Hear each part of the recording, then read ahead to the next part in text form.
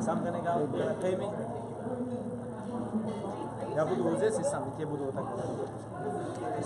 Как это Дональд Трамп, на это за это Трамп. На вопросы переводи, докажи. Я тебе отсюда буду переводить, как Трамп, понял? Мои дети, понял? Сними Дональд Трамп.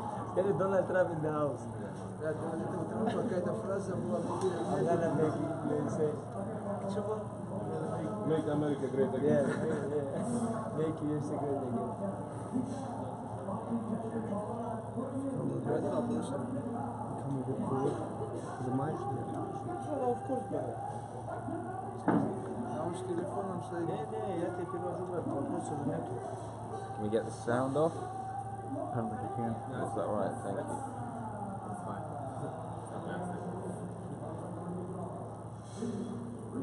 Yes, okay. Yeah, I think it's Дональд Трамп на интервью скажи, да? Я, правда, Хушет хочу пару слов. А я забыл. Скажи, Хушет, пускай тебе землю дадут, Хушет. Хушет самолет, сказать, забыл. Сейчас увидим. Три штуки. Trash talk? What kind of trash talk? What? This guy here, be careful. No, about Donald Trump. What do you think about Donald Trump? I don't say nothing, I'm just professional athlete. Okay.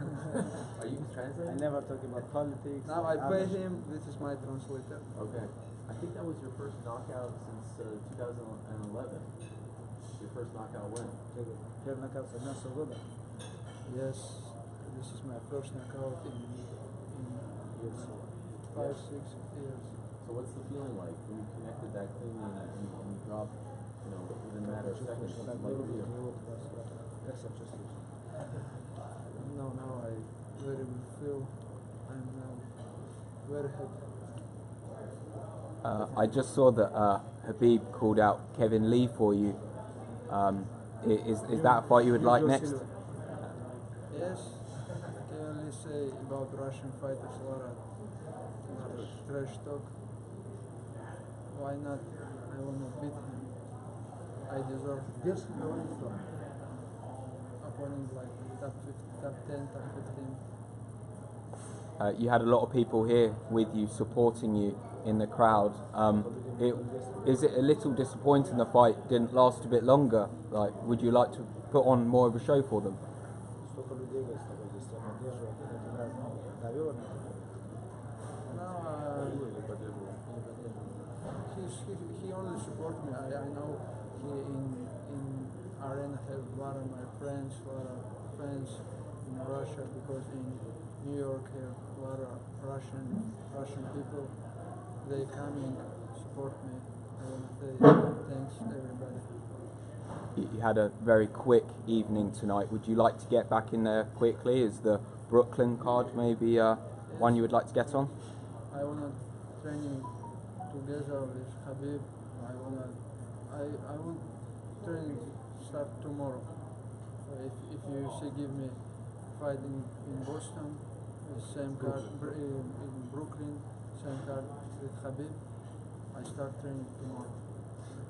Khabib is one of the best fighters in the world right now, undefeated. What is it like having him as a training partner? If I work with Habib, I don't know. Anybody is like another level. Habib another level for them. He beat a lot of tough guys. I work with him every day. Yes. Say that. After sparring with Habib, everybody like top 15. I think he easy for me. Khabib says it's hashtag Khabib time. Is it now hashtag Islam time? Yes, today this is my time. Was it tough preparing for an opponent that hasn't been out there fighting for 2 years? And what was the game plan coming in for him? First, my coach, my sparring partner say pressures him, works every time because he a little bit old for me. He tired. If I tired, he tired 2 times. I wanna pressure him. I wanna work. I know if after first round he tired. Were you surprised that that first punch is what put him away? That it was so easy for you?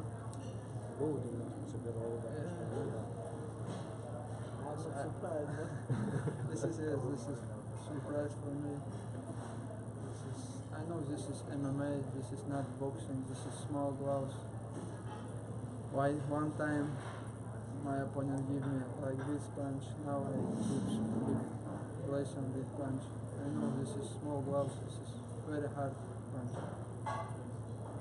There seems to be something special about the fighters coming out of Dagestan. Khabib's obviously leading the way. What is the secret ingredient? What is going on right now in the Dagestani kind of MMA scene that is producing such amazing talent? Потому что в Дагестане сейчас очень много талантливых бойцов выходят и Хабиб, естественно. Что на сегодняшний день происходит в ММА-комьюнити в Дагестане? In Dagestan, UFC very popular because UFC has a lot of UFC guys in Dagestan. Everybody like everybody in Dagestan guys very tough because he training very hard because he have discipline. And my final question, what are you going to do to celebrate your win tonight? Как будешь отмечать сегодня свою победу? Yesterday I will go to home. Tomorrow. We're gonna wait for bonus. We're gonna watch I will all go fights to and home. waiting for bonus. Why not? Crazy knockout. Cool. Tomorrow we're gonna Okay. You're gonna go home. You seem very excited about the win. Very excited. Smile, it's good. Sometimes smile. I a little bit upset because Gleison very good guy, tough guy, like legend. I give him a little bit problems. Cool. All right. Thank you. Thank you. Good luck. Cheers.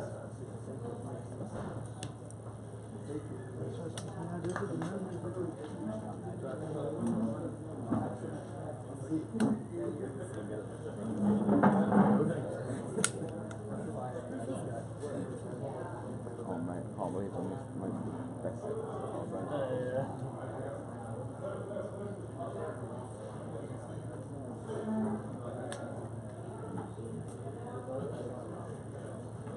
I got still my questions, Andrew. Well, that's my one for the night.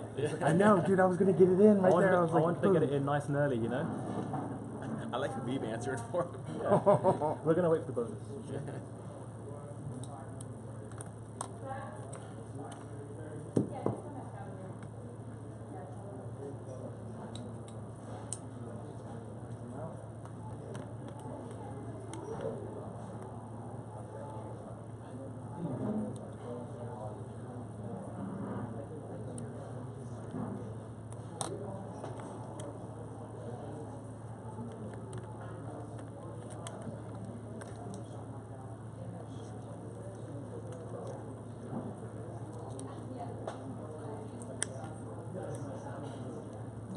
Lighting's working out nice, I think.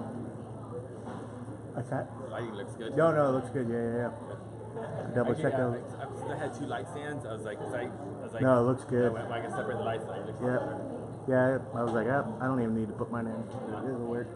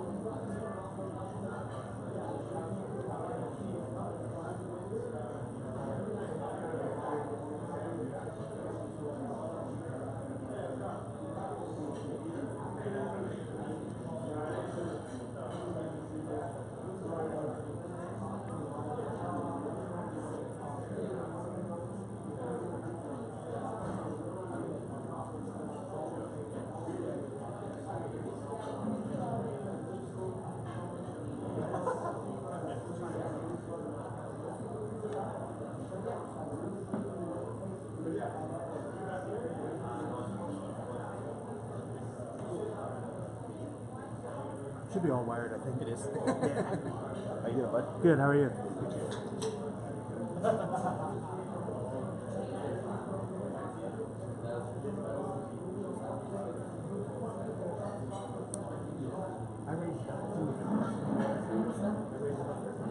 Yeah, no, I should. Just want to give you a heads up. Yeah, thanks, man. I appreciate that.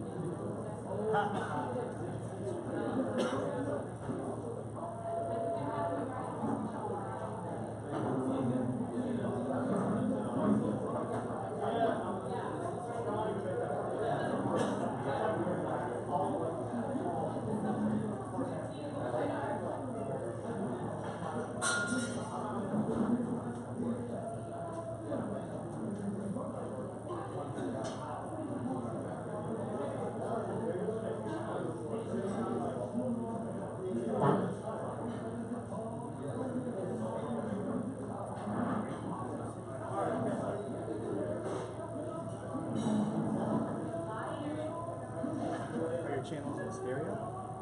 Make sure that it's like mono so that you can separate.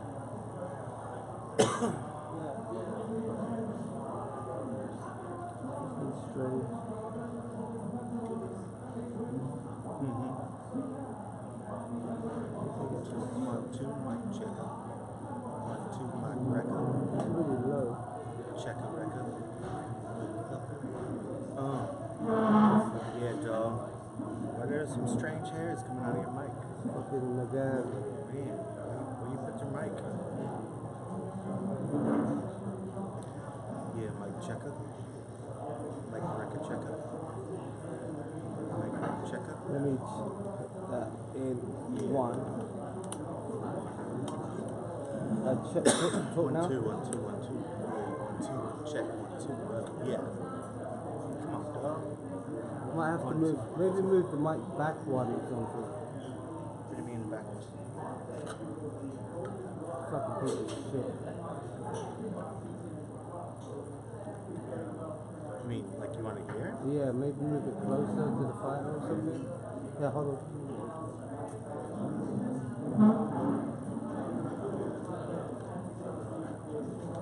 No, I'm sorry, close. There's no holes.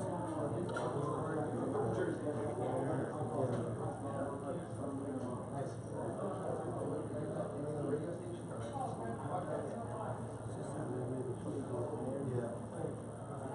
But then again, he wasn't allowed to come on.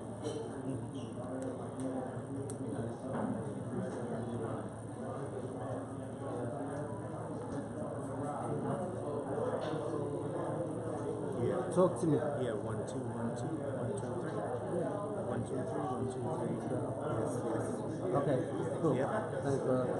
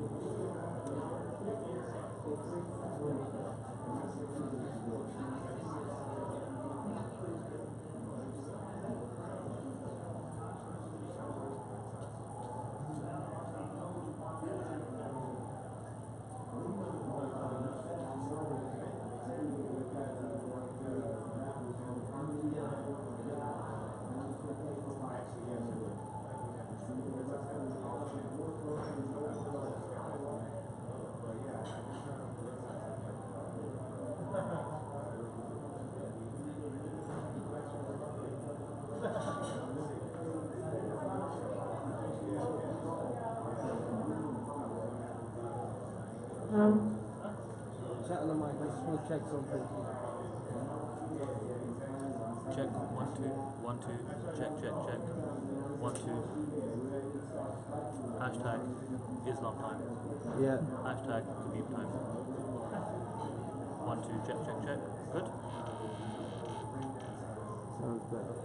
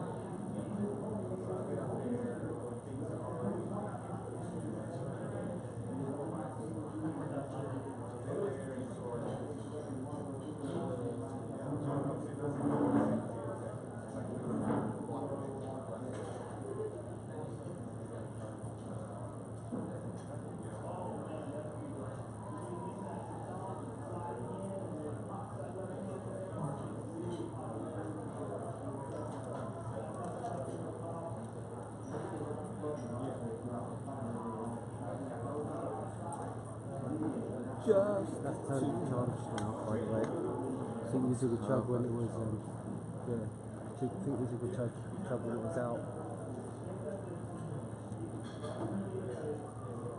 So, no, just take it with you wherever you just go sit back at the desk and pass it away.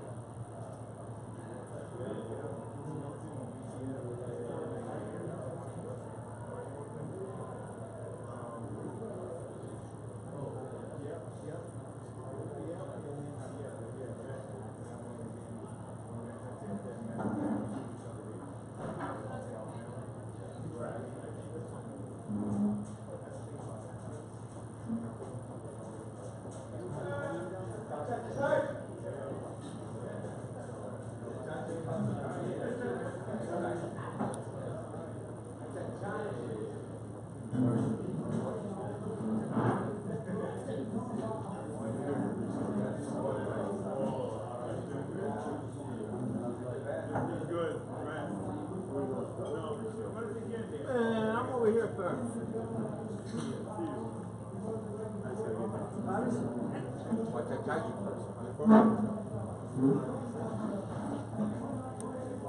a prep conference. Hey. Hey. And this is good side? Yeah. You listen everything? You listening? You want a chair? No, it's okay. Because it's too small. I want a video first, okay? No problem. When I turn, the guy say, hey, beer, go.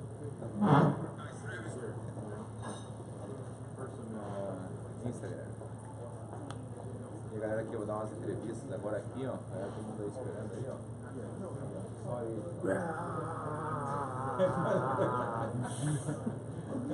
Olha lá. Hey.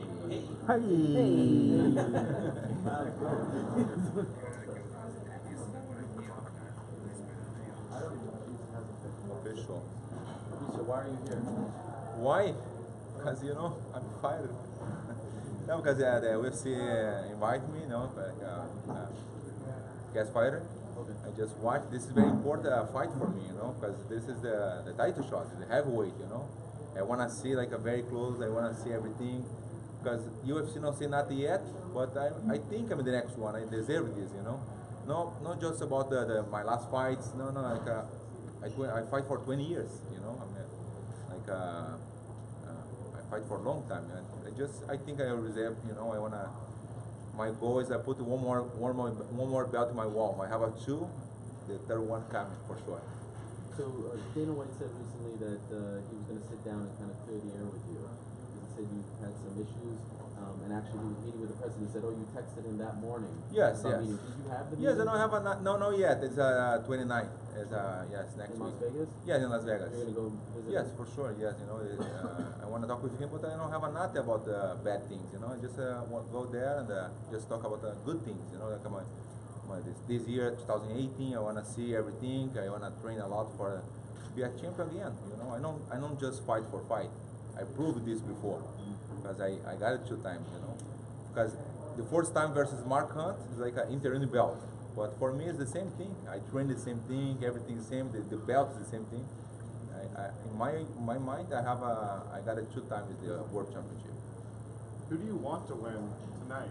Man, it's my big goal is the belt. Doesn't matter who win. For sure, the Steve Miocic is like a rematch. It's a nice one for sure. He's smart guy, Francis Ngannou he's like for sure he's good. Man. He's like a big guy, strong guy, but I don't see like he very technical guy. He punch like almost he take off your head for sure, but he's strong, but I don't see like a very completer guy. I don't believe he have a nice jiu-jitsu or wrestling, but he's strong. And he just have a good point, like I'm strong. But I believe Steve Miocic put him in the ground like a smart, For sure Steve Miocic have a very nice punch too. I feel him one time. And but I think Steve Miocic goes smart because he's smart guy. I like Steve, man. He's like a respect guy, He never say like a bad things. He go just fight, that's it. Because I think today you guys want to say a lot of bad things. Why you say a lot of bad things? Just go fight, that's it, You sell the fight yet. Same thing. So without talking badly, I mean, when you say he's not that technical, Alistair Overeem is a quite technical fighter and still got caught. Yes. Do you think that was more of a mistake by Alistair? Yes, for sure. Yes, because have a lot of time for he fight with the friends, and he go like crazy in the first round. And this is I think for sure I fight versus Francis. I go in the ground. I try to take down hand or put the guard. A different game. I don't know. It's no smart guy who would go like a very strong the first minute, first second minute. Because I never saw Francis the second round, the third one. I want to see this, Today he proved for sure. I want to see it. So your last fight with Stipe is closing in about 2 years now in May. And how much do you think about that fight? How much are you nervous now? Yeah, man. I learned a lot after this fight. It's so hard because in Brazil, 45,000 people in Brazil. Like in the stadium, first time in Brazil. I'm very excited. For sure, I'm wrong. I go like a crazy too. Yeah. But now this is past. I just go like I'm just try again. You know, I train a lot. I showed the last fight, 2 fights. I got in one fight very like 2 hours before the fight in Las Vegas versus Harris, and I got another fight in 40 days versus Chibura in Australia. And I wanna, you know, I told before, I don't fight for fight. I wanna fight for be a champ again. And for sure, this happened in 2008 again. This is 100%. Believe me. Look at my eyes. You see that? You see this? No. When you talk about fighting in Brazil, there's been a lot of talk about Amanda Nunes and Cyborg fighting in Brazil. Is that something as a Brazilian you'd want to see? 2 Brazilian fighters in Brazil fighting? Yes, man. Hey, man, I love Chris Cyborg, my good friend, you know. And in my opinion, real opinion, you want the real thing, I think that Chris Cyborg killed her, you know. It's like Chris Cyborg is the different for me. She's the best for long time ago. And that she just showed now in UFC, but she's the best all time, you know.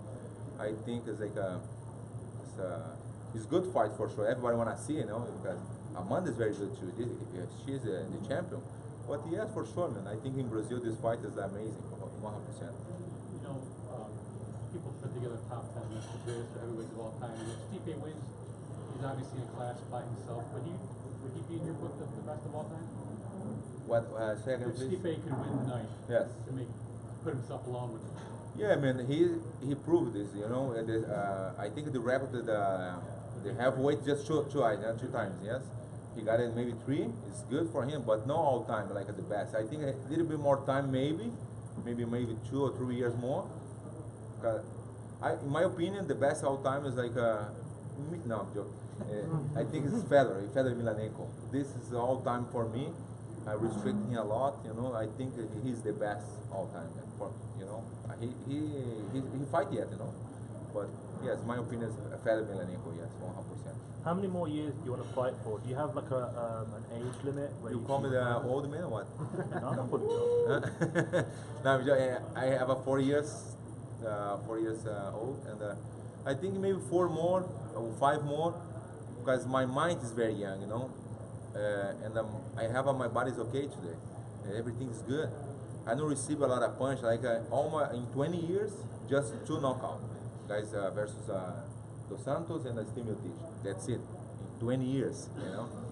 And my mind's okay. My body's okay. I never break nothing, you know. I don't have a lot of injuries, you know. That's it, man. I think 5 more. All the time the guys say I'm stopped, but the guys come back again. You know. I don't say this. This is. I don't think it is. I want to fight. This is my life. I love this. Do you have an opinion why it's so hard, so difficult for a heavyweight champion to hold on to the belt for such a long time? Say again, sorry. Do you have an opinion why it's so difficult for Okay. heavyweights? Now, yes. Yeah, because it's just one punch, man. Just one punch, one kick. It's a heavyweight, you know. It's like this is why I think it's so hard you stay there all the time, you know. Because the guys come very strong. The guys come for the take your belt. I think it's different division. For me, it's the best division ever, you know, because it's heavyweight, you know. One punch, one kick, one thing. That's it. This I think is the harder you stay there all the time, you know. You said Fedor is the best ever. For you, you've got 2 sort of really famous wins, obviously beating Kane and Fedor. Which one ranks higher for you? You look back on your Yeah, this is the problem. I don't like when I talk about myself, you know. I'm the best. I'm here. When the fans say we're doing you the best all time, I love this. I want to receive a message in my Instagram, social media. I love for sure. This motivation a lot, but I don't like that. I'm gonna say that, you know. I think Fedor is the best all time. Cain Velasquez for sure, he's there too. You know, Minotauro too. Mark Hunt, but I'm there. You know, Which win is your favorite? For sure, the Fedor Emelianenko. This is nobody believed this time, 2010. Everybody. The fans know me, but just a little bit. But the question after I beat him is, who is the guy? Who is the guy beat Fedor? You know, this I like. Yes, and I saw the last 2 days ago. I saw my old video. I'm very drunk after that. You know, I'm not drunk. My last drink I'm very drunk is at 2010. I never drank after that. Never more. I don't know because I don't like too much. You know, just celebrate this. But drunk a lot. No alcohol. I say I have a video YouTube. Put the Verdun celebration. You see, I'm in the street. You remember it? You're there for sure. It's funny. It's funny. That's it. Thank you, guys. Okay, guys. Thank you. Appreciate it. Thank you.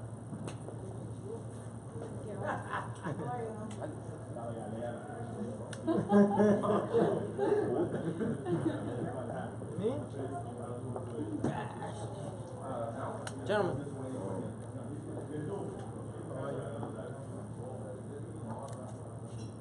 Kelvin, did they call you after Whitaker got injured? No, never got a phone call. Disappointed that you didn't get a phone call? No. No, because I've been enjoying my holidays, so I haven't been training. I've just been chilling. So, putting that aside, do you feel like, you should have at least been considered getting your resume as of late, as opposed to Romero? Yeah, I mean, it does bother me a little bit, that I haven't even been considered for a shot, but it is what it is. I know that this is a process, and, I'm just dealing with the process.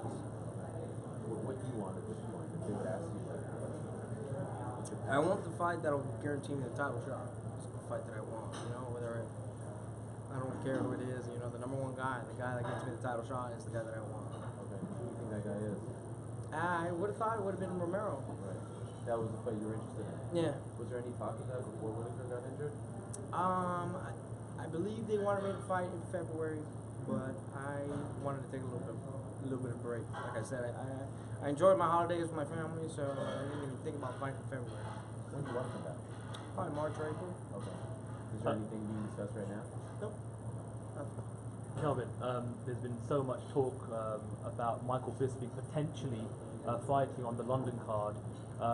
If he does, do you think that's a wise decision considering the knockout and how much time has elapsed since then in March? I can't say. I mean, it's really up to him. How healthy is he? How much has he recuperated from the knockout and from his last fights, with me and George. So it's just really up to him, If he wants to go out there and go with a bang, then power to him, out in London, in his hometown. So, I mean, it's really a personal preference. When it comes to things like brain trauma, brain injuries, things like Yeah. do you personally do a lot of tests yourself just to kind of keep monitoring, what you can at the best of your ability given the science of Well, available? I mean, not like I do it every year, but I have been tested. My brain has been tested, but it's not like something I keep up with every year, I think more fighters should probably be able to do that. But if Bisping took some serious brain damage, then he should obviously take some time off. Are there kind of like things you've read about, telltale signs that you may think about down the road, say, hey, you know what, if something happens, I may take an extended period of time off to kind of recover? For sure, yeah. No, I mean, if it happens to me, then obviously the smart thing to do would be take some time off, recuperate, let the brain heal, and let all that heal, mentally, physically, and emotionally, You very much seem like you're not sort of calling out names. You're not giving us a firm date. I mean, is there going to come a point where you have to be more assertive with, Yeah. I mean, time's running out. You know what I mean? And time keeps going. Holidays are over. I'm already back in the gym training for whatever happens. So yeah, pretty soon something's going to come up. Do you think that saying no to the fight in February and saying you wanted more time was putting you further down in their pecking order with them, just maybe to get back at you further on? I don't think so. What I do think set me back was Robert Whitaker getting hurt, and then them making that matchup with for the interim belt. Now that sets every middleweight back a little bit, because the winner of that is going to have to fight the Whitaker, and then so it's just going to have to be a process for anybody to get a title shot. We can't seem to figure out when people are stripped of belts at this point, but Right. you think Robert Whitaker should still, have the belt, even if he's out for another, extended period? No. I mean, he won that interim belt fair and square. I mean, he's the undisputed champ now. GSP vacated the belt, so I feel perfectly okay if he takes this year off. Well, not really, because I'd like to fight him by the end of the year. With the logjam in middleweight right now, I know you've talked about possibly going back to 170. Some people are kind of against that when talking about you, but is that still in the plans, especially if the division continues to have a logjam? It's still in the plans, but my eyes right now are still in middleweight. But yeah, I mean, that is still in the back of my mind. Yeah. Does fighting the winner of Jacare Brunson interest you? Not really. You feel to step back? No. I just those. I have a lot of respect for those guys. It's just they're not fights that excite me. So, but I mean, looking at it, if you wanted Romero, he's not going to be available obviously in March. Is there someone who's available in March? I can't think of anyone. I mean, I will take any fight that'll guarantee me the title shot. I mean, at this point, it's hard to say who. I don't know. I'm kind of just on standby over here. You got the top 5 over here, and I'm just kind of floating over here. So we'll see what happens, man. I want the fight that guarantees me the title shot. Would you like a rematch with Weidman? I mean, I would take it if offered, yeah, but that's not necessarily a fight that I got in my sight. I know this gets thrown around a lot, but you have one of the most interesting arcs of all the fighters. When you're killing at 185, you know about some of the issues and the highlights at 170. It potentially interests you to possibly claim the 185 title and then bounce back down to 170. Yeah, well, that's what's on my mind. I'm already ranked in top 6, top 5 in middleweight, so I'm there. One fight away from the title shot. And I'm just gonna be waiting for my shot.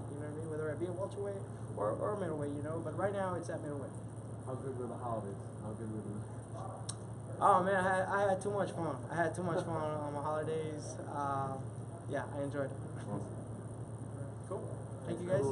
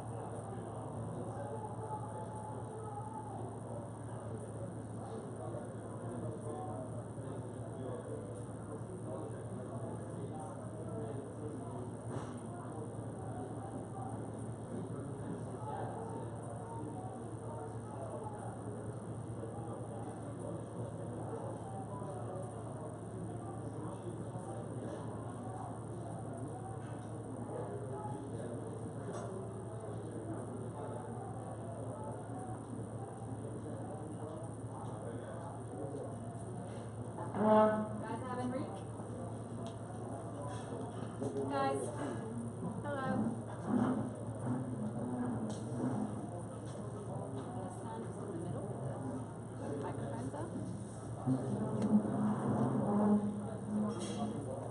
¿Quieres un poquito de agua? Sí. No, acá ya está apoyado nada. Sí, sí.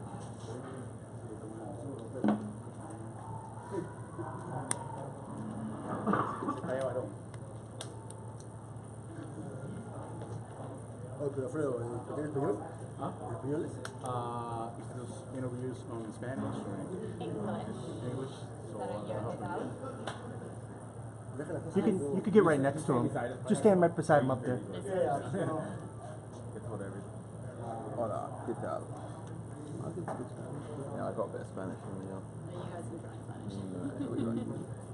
Can we Technically, won't be doing that. send me the email?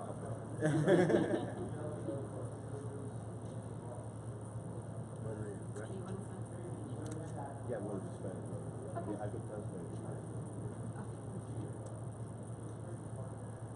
I guess first, congratulations on the win. How happy is he with his performance? Primero, pues, felicitarte por la pelea y cómo te sientes. Me siento muy feliz, gané una pelea muy importante, ¿no? Ya mi tercera pelea seguida que acabo de ganar, entonces me siento muy feliz y emocionado por darle un triunfo al Perú. I'm very happy. That's the third fight I've been winning on the road, and I'm very excited and take this for Peru. I was going to say 3 fights in a row. What's been the secret to his success? Dice que son 3 peleas seguidas. ¿Cuál es el secreto de esta victoria? Yo creo que es el entrenamiento constante, no el sacrificio. No, yo soy de Perú, pero me voy a Estados Unidos a entrenar fuerte, no lejos de mi familia, lejos de mi confort, de mis costumbres, y eso es lo que más da la victoria, ¿no? El sacrificio.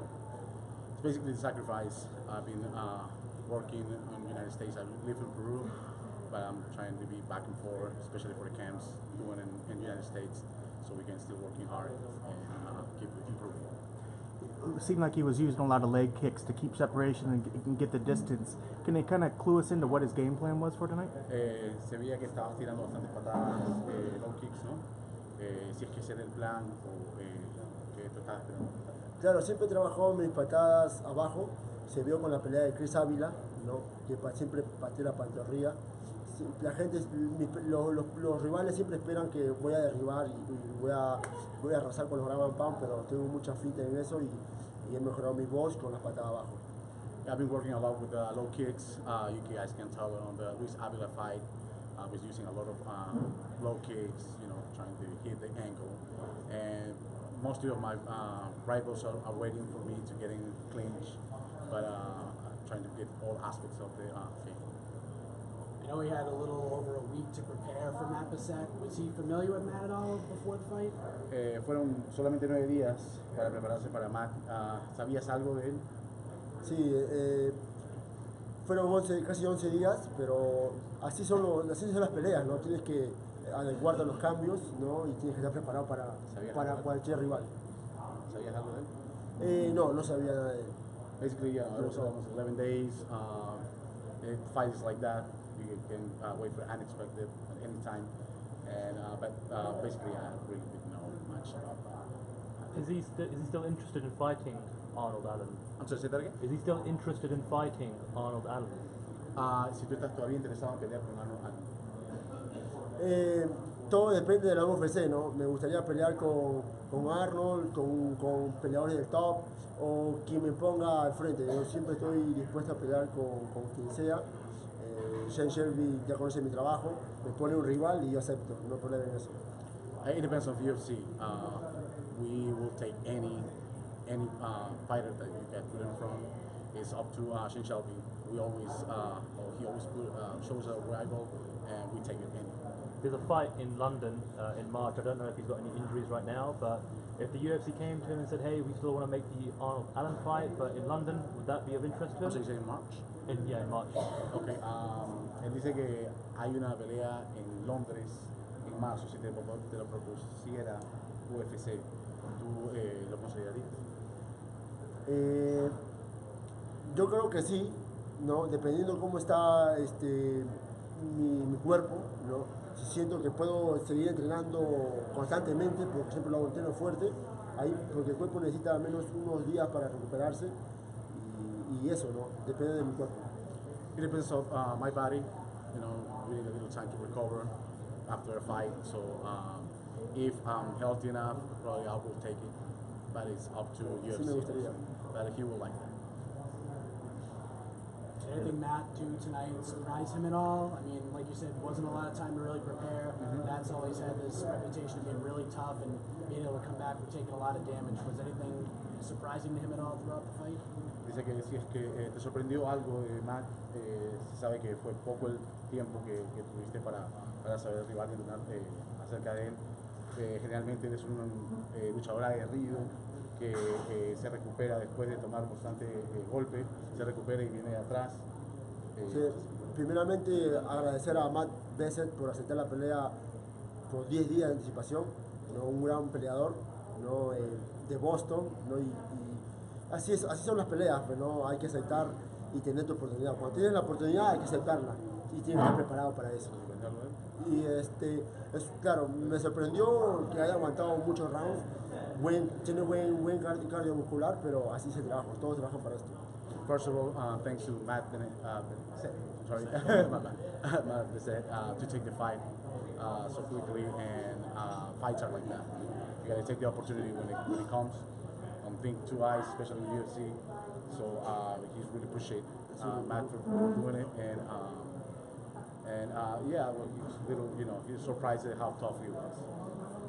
Enrique, saludos desde Puerto Rico. ¿Dónde estás entrenando en Estados Unidos para efectos de poder ir mejorando tu destreza a nivel de UFC?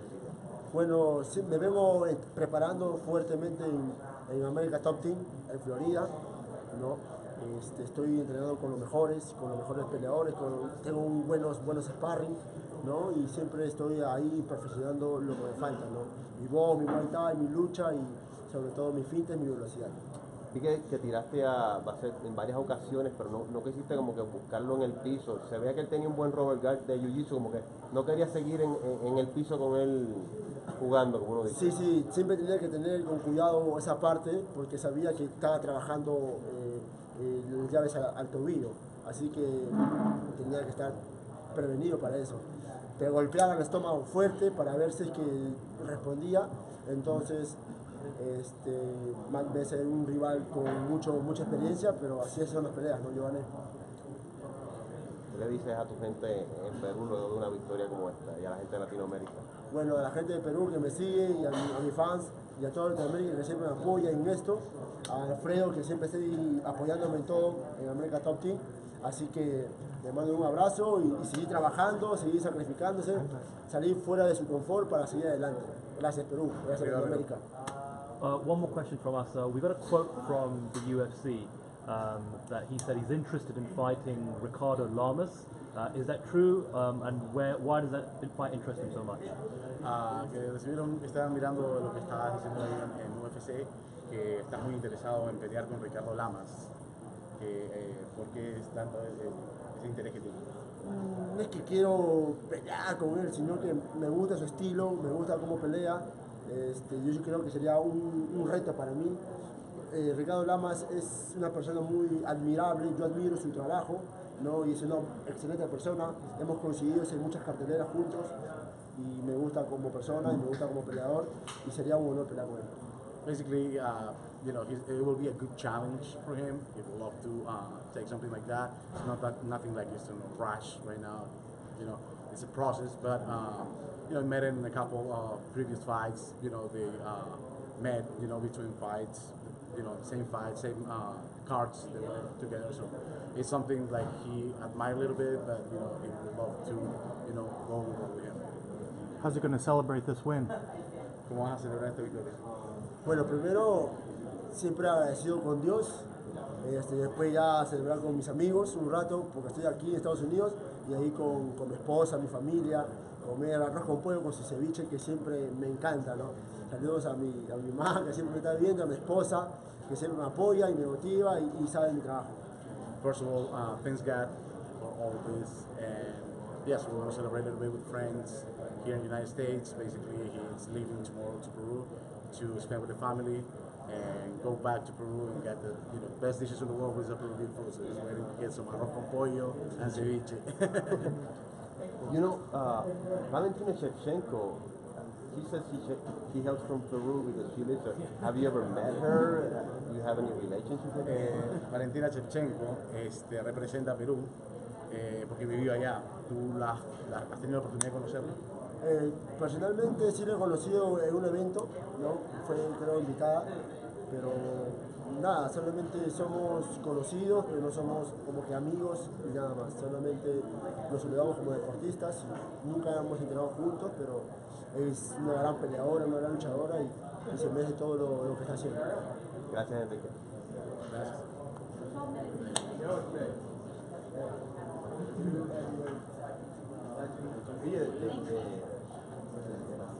¿De dónde tú eres? ¿Eres puertorriqueño cubano?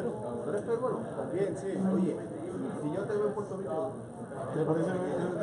Me confunden de todo, hermano. Me han dicho colombiano, puertorriqueño, mexicano, cubano. So recording is for everyone. Yeah, I was coming. I saw when they were.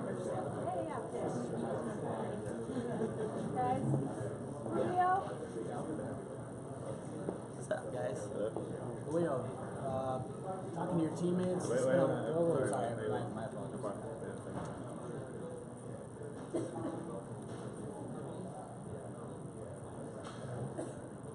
Perfect. Thanks, fellas. Talking to some of your teammates, Leo, this has been a long time coming for you. How does it feel right now? It feels like no other. You know, the fact that I am fighting in the biggest stage out there, the journey that I've taken to get there, starting from this, pudgy fat kid. I was like 5'5", weighing 200 pounds at the age of 14, just like to eat junk food, play video games, and then, then I just started training. My sister brought me in to come in and train, and this is where I am. It's a journey. It's an amazing journey. Look, not everybody's gonna be a professional UFC fighter, but the fact that you work hard towards something and now you can achieve something big like this, it's an amazing feeling. I mean, look, the moment I got the call, I had a smile from ear to ear.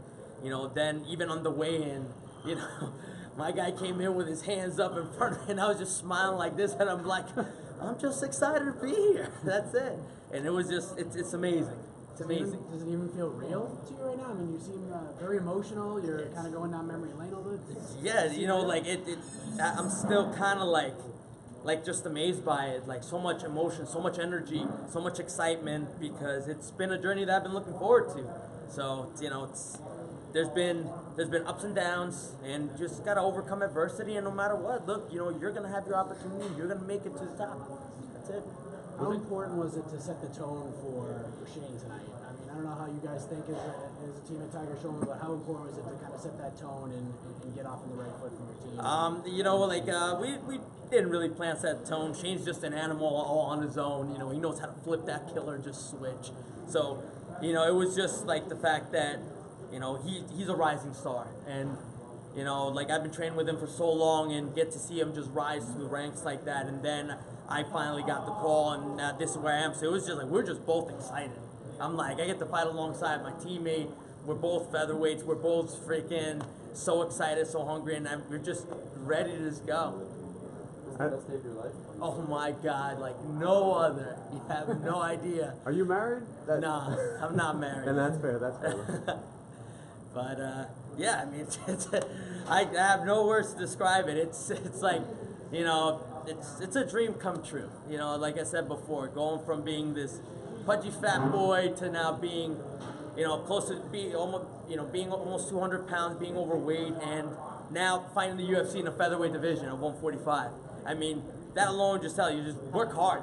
You're gonna make it. That's it. To anybody out there, train, work hard. I mean, go towards what you want. That's it.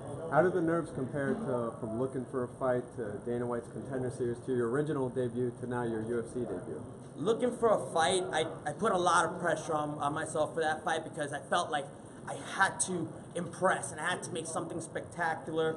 And then when I went out to fight, I wasn't myself. It wasn't me.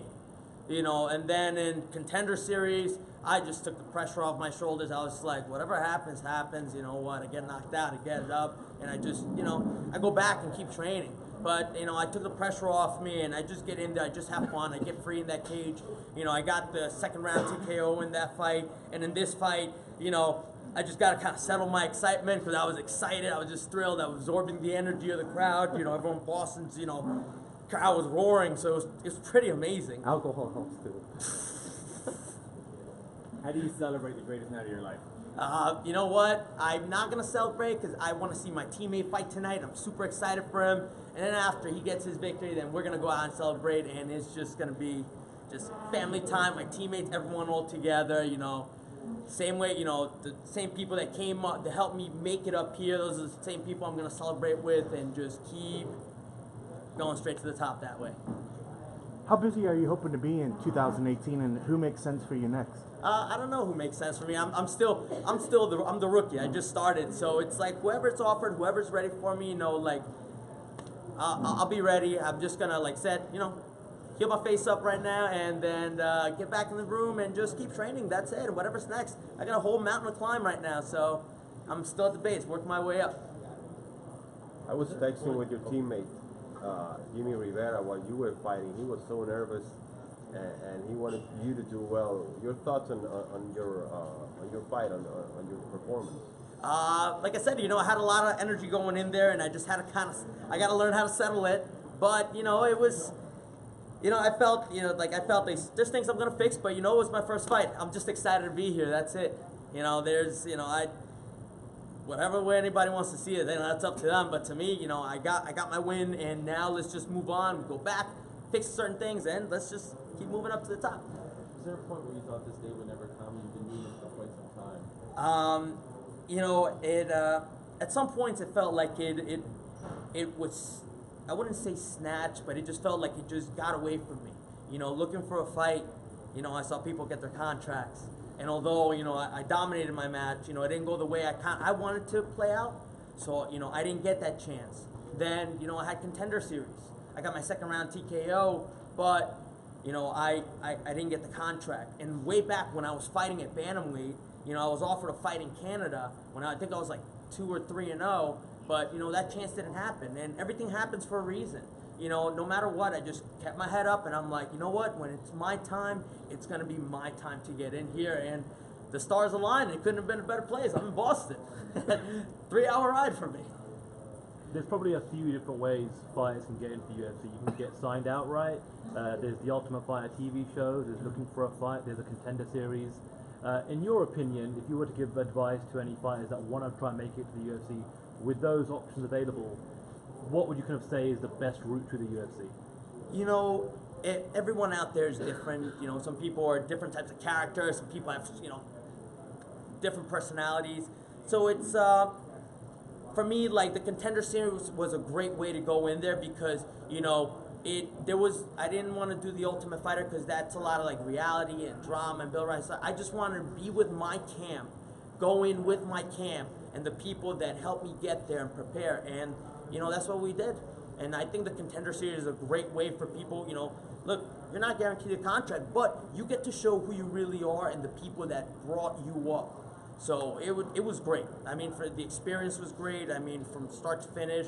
So I think the Contender Series was a great way in. And also, look, just keep fighting. Just keep, you know, putting yourself out there. Take your fights, you know, stay in shape, stay ready. I mean, I got a short notice fight, and, you know, like I said, no matter what, even though I didn't get the contract the last couple times, I just kept training because I knew this day was eventually going to come, and I didn't want to be like, crap, I'm not even close to weight, I can't fight, right? I just want to be like, I'm ready, let's do this, and, you know, now this is where I am. Just, you're after saying you were 200 pounds at one stage, and now you've got to the UFC. Can you just give a message to someone who's maybe sitting at home and has always wanted to start a martial art but think I'm too fat, I'm too old, I'm not going to be able to do this? Because what you're saying may mean a lot to a lot of people who are watching at home, but they won't do anything about that. Yeah, look, they'll think it won't apply to me, I can't do it myself. Look, this is a place for everybody. You know, look, it's martial arts, it's a self journey. You know, like I said, I started as a pudgy fat boy, 5'5", 200 pounds, and you know, look, not everybody out there is gonna fight in the UFC, but martial arts is a great way for you to get yourself started. You know, it's a place for you where you get to progress on your own and make yourself better, right? Like I said, look, your objective there, not everyone's objective is to make it here. That was my dream, and I'm here. And for everybody else, it's just go do it, go train, all right? You can do it. It's not, there's no such thing as being too overweight or not being athletic enough. Just get in there and do it. You're gonna see how far you're gonna get. Just work hard, don't give up. How much has Tiger Schulman influenced your journey to this point? I mean, I'm going on to almost 17 years. I've been with them from day one. My sister brought me in, and you know, from there, I just took off. They guided me from being that fat boy to where I am now. I mean, I went from being a fat boy to then competing in jiu-jitsu tournaments, to then doing MMA fights, to then doing the New York City Golden Gloves, to then doing kickboxing. They put me in every discipline to make myself well-rounded, and you know, look where I am. It helped me in every aspect. I wanna know that when I made it here, I was at every part of my game the way it should be, and they helped me prepare, right? Then, like I said, I've been with them from day one, and they brought me here. April 7th, Barclays Center. You want to be on it? Hey, we'll see. That's it. I'm just gonna heal up, and I'm just gonna be back in the gym. So it's literally, it's in my area in New York City. So I'll be down for it. Awesome. Thanks. Thank you. Thank you guys very much. Cheers. Post one of those fat boy pictures up here. Oh, I'll definitely post it. I'll show you. Yeah, I'll post it up. You'll see the rolls and everything. Julio, Yes. ¿hablas español? Sí, hablo español. ¿Tienes algún mensaje para tu gente de Latinoamérica, especialmente de Colombia?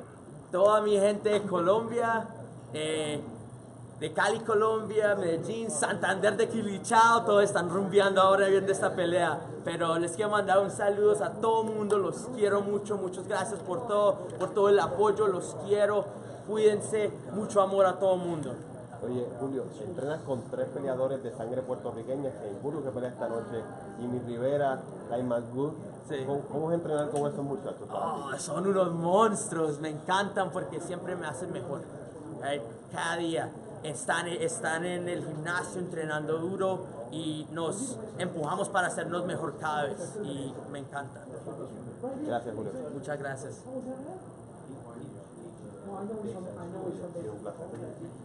Conozco bien a Jimmy. Sí, un animal. Thank you, my man. Thank you. Congratulations. Yeah, I started at school the same school. Yeah, I grew up in Queens. Yeah, right behind you. That's where you got the orange belt? Yeah, that's where I got the orange belt. Yeah. And this is 1993, 94, something like that. So this is a long time. I was like 4 years old. No, yeah. I'm in my 30s. Boxing. Yeah, so it's been too long. Thank you, man. Love this.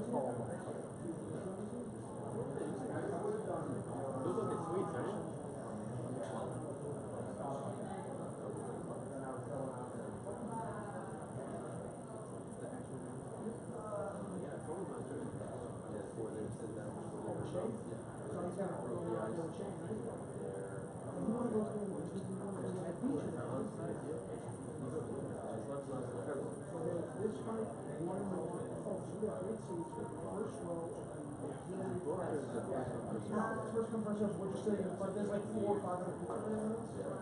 Jim's there.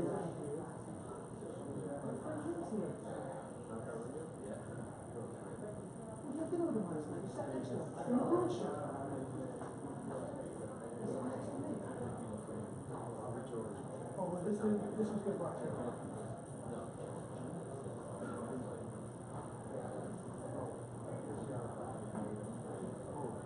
Jim is recognizable because their show is on the way I compared it to the two my predictions. No.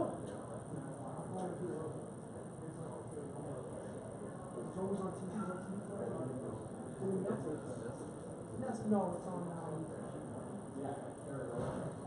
It's on. Yeah. No, Jim. So.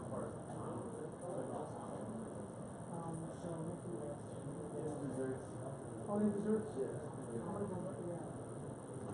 go.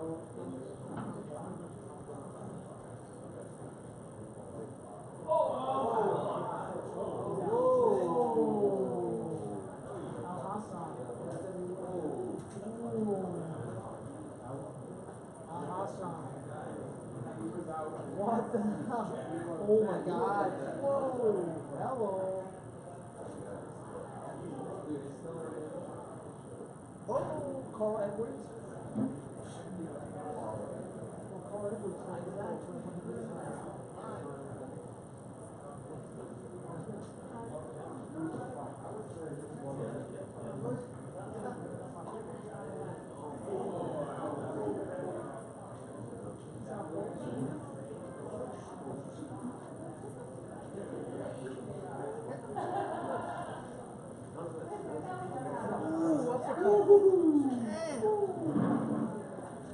That's flush. Clean. That's clean, yeah. He brought that one from his knees, man. That's flush.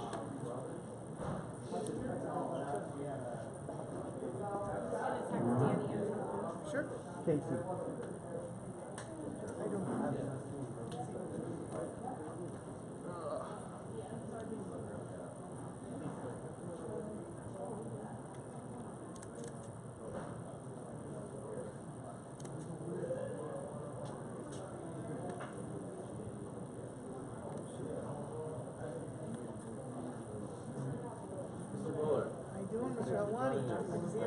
Good.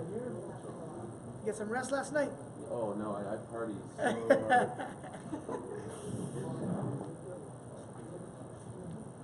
What have we got? Everyone here. Fred family. Everyone good? Everyone thinks that you and me up there. It works. Same weight class. That's same exactly. Everything. Same barber. Apart from the skill set. I did turn around and I got for a moment.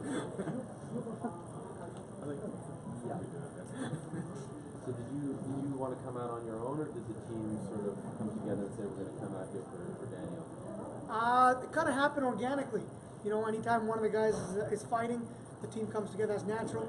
And so my schedule allowed me to come as well, which is a big thing. It's far enough out for my fight, so it made sense. And here we are. Speaking of the fight, you really wanted to fight in London.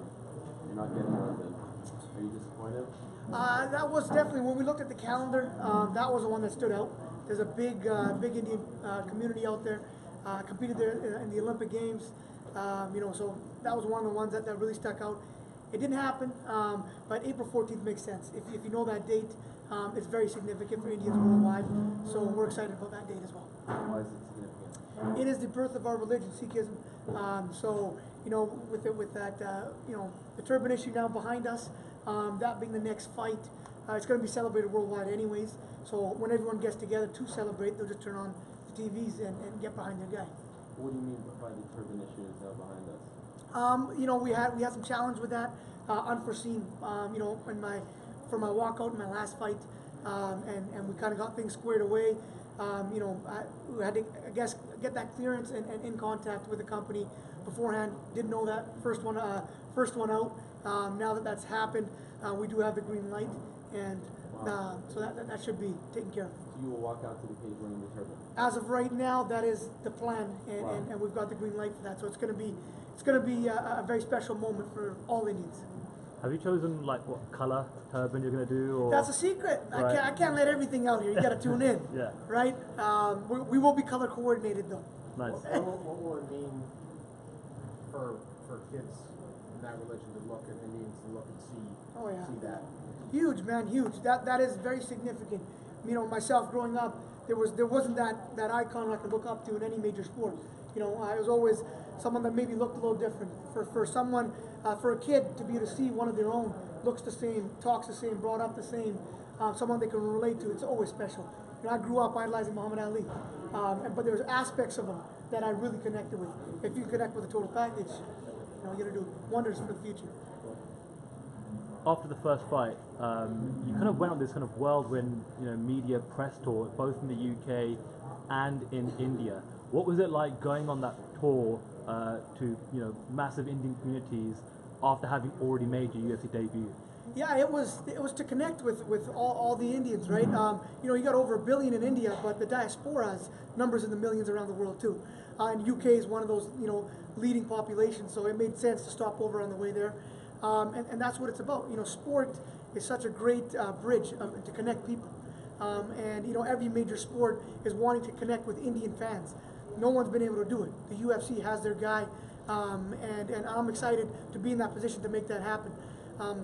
Sport is used to bring people together, and the UFC and MMA is easy to understand. So it's very it goes easy with what we're trying to do. When I spoke to Daniel Cormier the other day, he gave me a great quote. He said that Arjun Singh Bhullar has better striking than me when I was his age. So when you hear a comment like that from the light heavyweight champion, from the man, how did that make you feel? That is the GOAT right there, the greatest light heavyweight champ of all time. No USADA chasing him around, clean, two-time captain of the Olympic team. That is the man. He carries himself as the quintessential champion, for a standard bearer for the company. To get that from him is major. I looked up to him when I was wrestling and followed his lead in the MMA game. And not only how he carries himself within the cage, but with his family, dealing with media, everything, fans. He's a class act. So that's a big deal. It certainly seems like you're the finished article, especially when it comes to the media. For someone that's just made his UFC debut, you seem to be handling it, pretty well. That's what happens when you come from a high-level sports background, though. I represented Canada for many years internationally, Olympics, Commonwealth, Pan Ams, all that. So there was media with that. And if you're familiar with my story, I had a lot of support growing up, and I was really put under the spotlight since day one. If you look at my story, coming down the line with my family and stuff. So it was something I wasn't comfortable with, and I wanted to push away. I'm a very private guy, if you actually know me. But if you want to make an impact as an athlete and you want to use your platform for beyond sport, you got to embrace it. So that's what this is. This is also a very exciting time in your personal life. Your wife is due to give birth very, very soon. Yes, sir. So how are things going with the pregnancy, and how are you kind of handling and coping with the idea that you're going to be a father very, very soon? Yes, man. I reflect on it, all the time. It's my first child, March 3rd. Wife is due. It's when you have a pair of eyes looking up at you, different type of motivation. I can only imagine right now, but already I want to make sure, I lead by example. It's different when you're doing it for people you don't know, kids you don't know. Now this is your own, so it's going to be very special. And again, you're always looking for extra wood to throw on the fire. I've been competing for a long time. That's going to be a big one. Nike famously made a hijab. Were there any talks with Reebok to make a Reebok turban? For sure. That was a great product, a positive PR campaign, and it was something embraced worldwide, not just by the athletes, but by Muslims.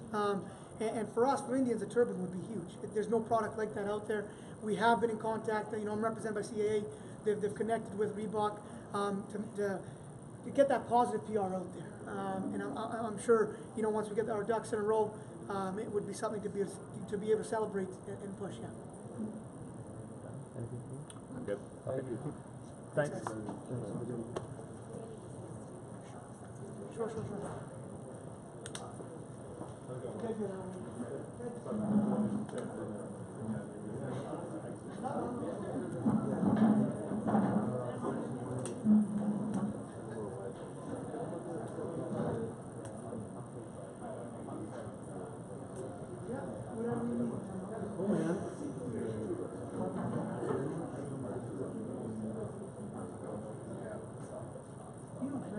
Vancouver community has been there since day one. It's very cool to have from New York, California, London. We're all over, and then you got over 1 billion communities. So, forget what I want you to know, I was see. talking to I hit guys over there. play to see what I Sport is usually bring tape. people together. Like every major sport that you try to connect is Indian sport. Indian market. The UFC started up on everything. They got that guy, and it's easy sport to understand. It's not to educate people. Yeah, so it's there. Look, is it like put it back in the computer? Yes. At least like we had Not only that, he's an MMA guy. He trains MMA. It's been crazy. Sorry. No. We were actually going to do a video and that might still happen soon. But I connected with my personal level for sure. I like him. He's young, he's fresh, he's politics. He's not a politician. These guys have been in the system forever. Politicians. So I like him. He's a guy. Obviously, the politics is on the side. So I like him.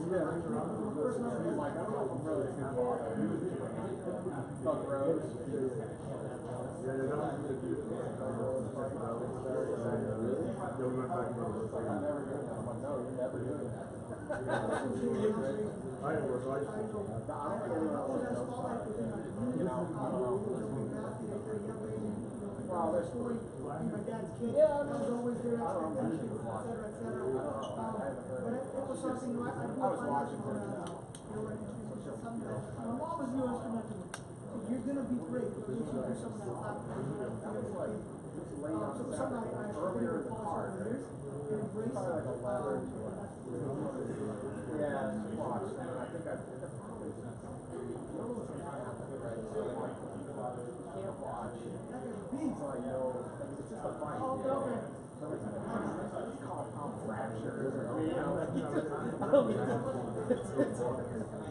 And my wife's like, are they gonna start bleeding? I'm like, For sure.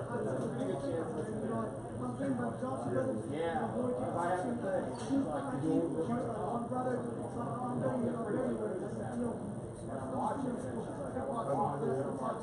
Get out of the room, but I don't want to pause it. I'm like, into the picture.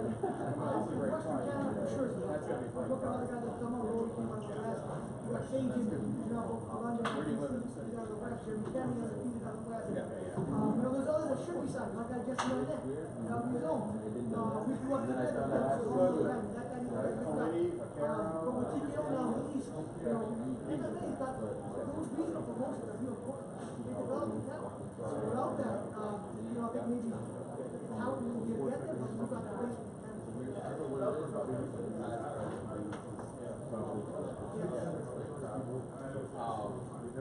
it's tough, man. Like, I'm the biggest for myself. I can get fighters out there so many times. You know, the wrestling promotions in the U.S., they don't want to fly that in the end. So we just, it's tough. From wrestling background, you put your name in the tournament and you're going to beat someone this season. That money, boom, boom, boom, it allowed me to just get more seasons anyhow. Work on my skills. She's over at the silver line.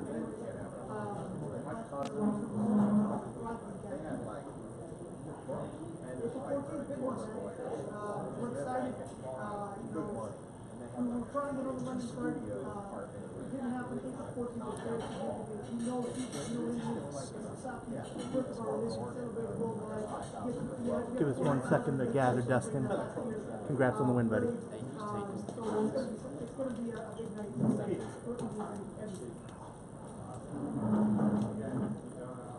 Got the best entrance music in there. Got that right. Got that right. I think I may have started that my Nashville fight against Willie Gates. That was the first time you played that? Yeah, and it was just like, wow, what energy, and I just had to keep it. Nashville too, right? Johnny Cash? Johnny Cash, Nashville, yeah.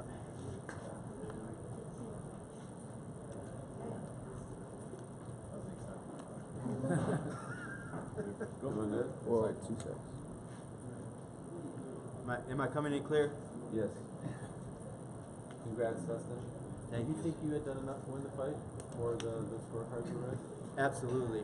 Yeah, I did more than him, I believe, and he had my back most of I don't want to say most of the time, but when he controlled it, he just didn't do much with it, and when I was in control, I was chopping on him, I was breaking him down, I was moving him, and so yeah, absolutely, I felt like I did enough. It seemed like he was a little puzzled, and I've seen seen people weighing with their own scorecards who thought that he didn't have to beat that's ludicrous. Yeah, a little bit, absolutely. I was landing better strikes than him, standing, moving and grooving, and I have three judges that thought the same thing tonight. So yeah, absolutely. How do you manage to keep your composure and game plan when he's got your back like that? When you're in a dangerous spot, but you countered without panic? Hey, I've been in there. I've been in worse storms than that. You know what I mean? So experience, being an experienced guy, knowing that that he gasses, you know, going into the second and third round, and I don't. So that gave me comfort and self-confidence, and just believing like this is my fight. No matter what happens, I'm gonna continue to, you know, chop on him, and that's what I did. So it's believing in my training as well. I train with a lot of good guys, and they all stay chopping as well. So that gives me confidence as well, and the capability to stay calm when I need to. Did you think that you had broken him at the end? I think at the first round, when it looked like you nearly finished him, you had one arm underneath his neck, he was saved by the bell. But he kept going and coming back at you in the second and third round. What surprised you about that? Because it seemed like he was shoulder slumped, he was breathing heavy after the first round. Oh, nothing surprised me. He's a tough guy, you know. I knew that he's going to continue to keep coming, and going into the second and third.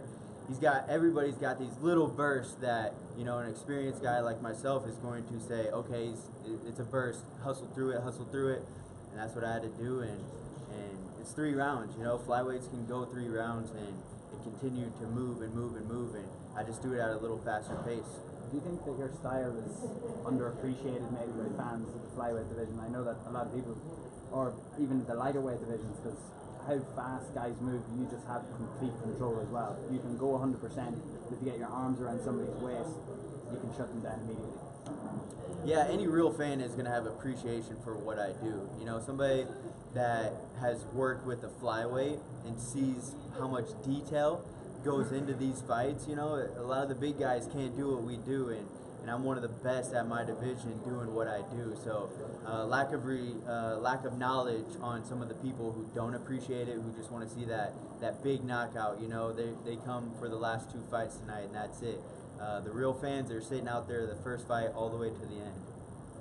I know you're happy with the win, but how happy are you with your performance, and how closely did that play out to what you had game planned for him? Yeah, I needed this win. I needed this win to go the direction that I'm going, which is to the top, which is forward, you know. I'm very hard on myself, and I would love to go out there and get another 15-second knockout, you know, coming off of that. I had high expectations for myself, but hey, a win is a win in this division, and like I said, I'm working with the very best in the world in the flyweight division in the UFC. So to go out there and put away a guy like that, that takes a lot of skill. You know, his jiu-jitsu is very good. I was able to keep my composure and work through it, get through it, and then do a little chopping on him. So yeah, I'm pretty happy with what I was able to accomplish. How busy are you hoping to be in 2018, and who makes sense for you next? Anybody ahead of me makes sense, you know. I'm ready all the time. I work continually on every aspect of mixed martial arts. Like I said from the very beginning, you can't do this forever, you know, and if you love to compete like I do, you stay ready, you stay in the gym, you stay trying to get better. So, you know, with Demetrius trying to fight TJ, or vice versa, TJ trying to fight Demetrius, if that gives me more time to get that much better. You know, our champion is preoccupied with somebody right now that's not in our weight division. I don't know the details of that, if he's going up, if he's coming down. I don't think he's going up. So yeah, if he comes down, you know, that gives me that much more time to get in another guy, maybe 2 guys. Let's see what the UFC has to offer. You know, they're very best at matchmaking in their job, and I trust them, and staying ready is what I do. So, you know, I'll stay as busy as they want me to. Perhaps the only guy you wouldn't fight in your division that is ahead of you is Sergio Pettis, who is your former teammate. Is he the only guy I wouldn't fight? That you wouldn't fight in your division. He's not going to be my first pick. No. This is a fight game. You know, we can put our stuff aside and we can scrap. That's for sure, for the right price. Ask him. He'll do it. I'm sure. But no, we trained together for a long time. We're good friends, and that's not going to be my first pick. No. Who else who would you like to fight next? Anybody. There's, 10, 11 guys ahead of me. I'll fight somebody behind me. It doesn't matter. But the direction I'm going is forward, and you know, you don't move forward leaps and bounds when you're fighting guys behind you. You know, I think that's maybe the third guy that I fought that was ranked behind me. So yeah, well, I want to move up. Thanks, Dustin. Yeah. Thank you guys. Thanks, Dustin. Enjoy the night. Thank you. Oh, very nice to finally meet you. And you asked me that question? Come on.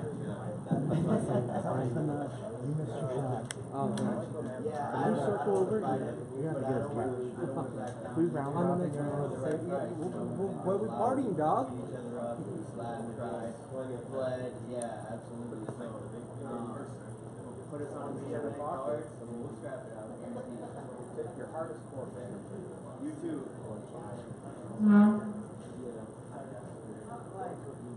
Dustin kind of hurts the UFC.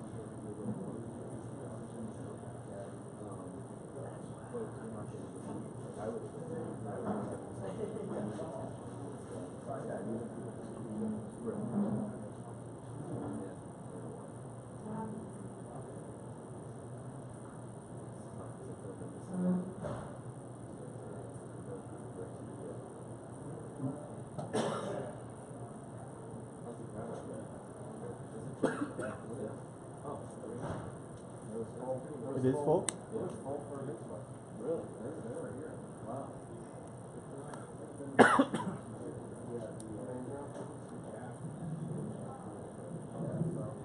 Hey, Abby. I'm gonna run there. Can you start line if it goes?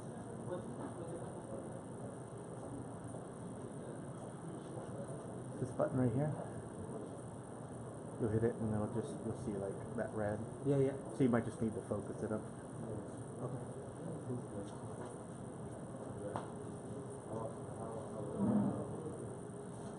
Monday? Oh, good. Wow. Yeah. I'm gonna go over the Olympics.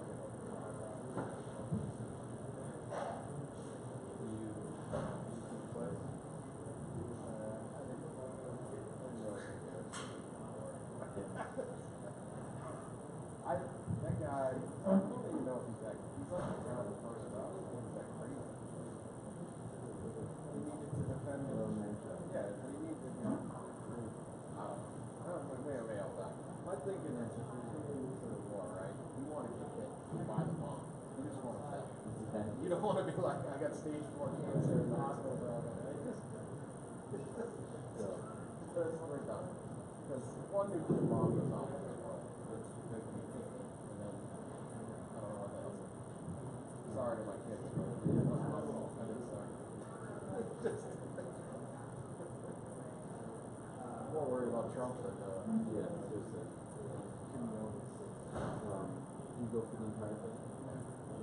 So that's a long trip, so I can talk about with the kids. So that's just, that's like 3 weeks. Yeah.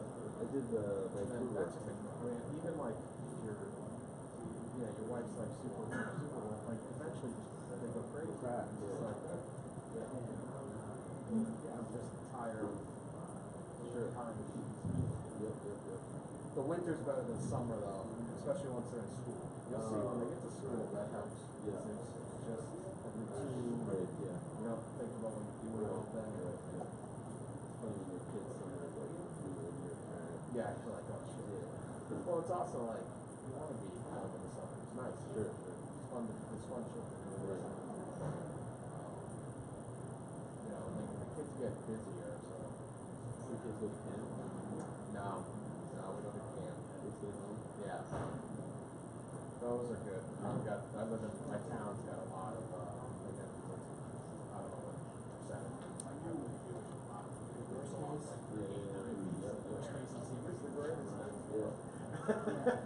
They're sitting there drinking every afternoon and I'm like, what are you doing? Do you go to camps? Yeah. In the US or in Canada? US. Yeah. Yeah, the people love it. The kids love it. And my daughter's friends come back. They don't know. Your daughters? They go to like a week camp, but the long camps, I don't know what it is. It's like cultural or something. They'll do like, one of them's done like a week, but not like the long ones.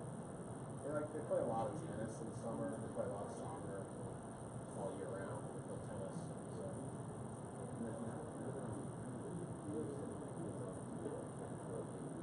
That's good, like, some like job, Yeah. I can't even wrap my head around it. I don't know how my Well, maybe you also can listen. Yeah, I mean, like I'm selfish. Like, that, this is like my time. Like, sure. My time.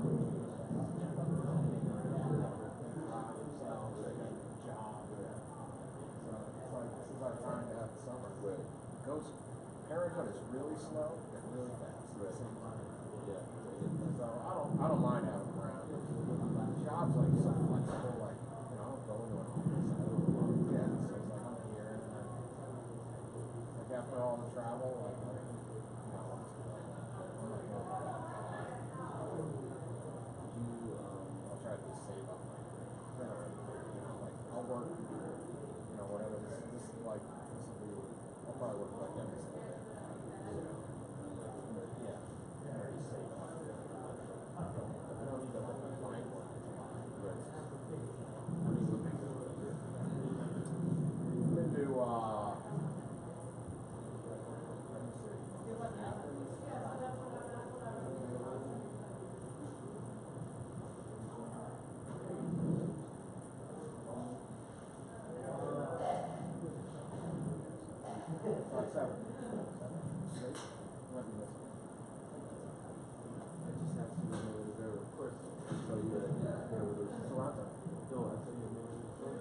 Oh yeah, the switch. Sorry. That's the last time I saw you. How's that? I was like, there he is working. You're always working. I know.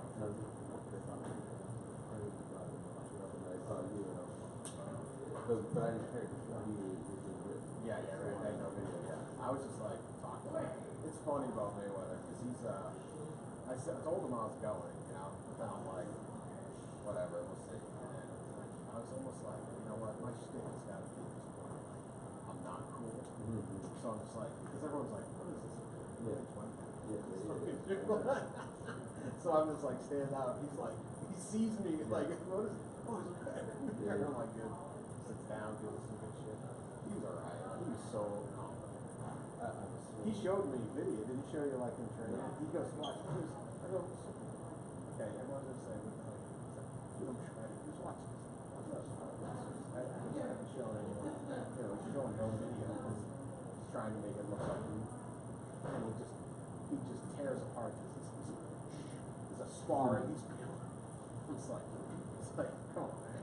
I know. That whole thing. He just kind of carried him for. I mean, Connor got a shot in, but it was like, It was so obvious when they did all that stuff. They wanted to. Oh yeah. Yeah. Hanging out at his club. Bro, collection. He's a reprehensible human being, but he was good media always. Oh yeah. I was actually shocked at that. How patient, accessible he was. He really stays there and talks. Oh yeah. But this guy told me like not feeling it. I was like there for 5 hours. I was so mad. Like, yeah, but then didn't he like agree because he felt bad? Both things come up to me and I was just like, dude, I've been here 6 hours. And then for me to just pause and like, alright, so he knows where we were upstairs. He knew we were there. Someone's told right. That he does, yeah. Yeah, I mean he's a fascinating guy to come into. Sure. I've tried to get him. The one thing I really wanted him to do was, they put him in solitary and really fucked up for a while. And I was like, you should do like you should really talk about that and be like advocate for like solitary confinement is like the stupidest thing to do. Like it takes a guy that's on the edge and makes him out. Like great, and then they send him back out. So they all get out. Like this is he wouldn't do it. He was just like, nah, I'm not talking about it. I'm like, we do it like in a good like. I'm not trying to. There's no get you here, I'm like sit down and talk about it. But I mean, it wouldn't really be very sympathetic. But I just think, because he had mentioned once, like, he's like, solitaire is the worst thing they do. And I'm like, yeah. And he's like, they were protecting me, and I was saying, let me out. Right. Like, I'm not worried about these guys. No one's gonna, you know. Yeah, seriously. But they could blackmail him for money. But he was gonna pay. He paid everybody off. You know, that he was gonna pay them. Like they all come and go. I'm gonna kick your ass. Put $500 in my book or pay my girl's rent or whatever. You know, that's really it. $100 million. So they extort him. But he's just like, I don't care. I'm going crazy. Did he end up paying? He paid some of it. Yeah, there was some. His file said like there was a guy who paid somebody. I don't know. There was something. I can't remember the whole story. I wrote about it. Some guy, and then he was like, the guy's like, the guy had something on him, like he had snuck some extra thing in his room, and then the guy was gonna tell the guards, and the guards went to interview him, and the guy's like, I didn't see nothing, and then like the next day somebody put $500 in the guy's books. Really? Wow. And maybe I was like, I don't know. I don't know. Did you do it? No, he wouldn't do that. This was after. I just was talking to him one time on the side. Because he could be super thoughtful, and then it could be just the most, just grotesque, ridiculous, like, oh my god. He's dumber than him. He's smart, but then dumb. But I thought that story was really fun, because I was like, this was like when they interviewed Joe Namath at the pool at the Super Bowl. Like, and you're like, how did that happen? Like, you know, well, you just go over by the pool. And, you know, like, who just went to the strip club? And there he was. Photos of him lying down. Yeah, and it's like they're all just sitting by the pool. He's just like resting. Like, you cannot do that with Tom Brady. A, he wouldn't go to the pool. B, you can't get on the grounds. He'd never talk to you. He's the worst.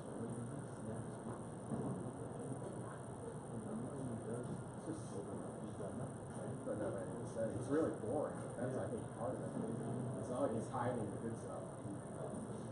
Yeah, he's just great Brady story. Not with Brady. This guy goes to bed at like 8 o'clock every night. Sort of. My favorite Brady thing is that he's drafted by the Expos. Yeah, yeah.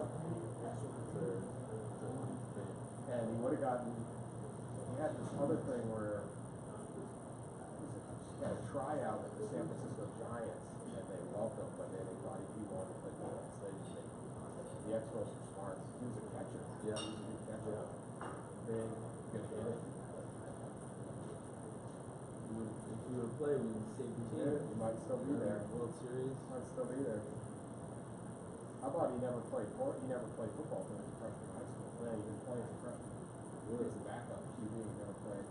So his first, he's a really good baseball player, but he did not actually play in a game of football. He was a sophomore in high school. He's a great His sister was a wicked good sophomore. Really? College World Series. Oh, really? Legendary. Yeah, how about that? Never. So it's like never played a game of football.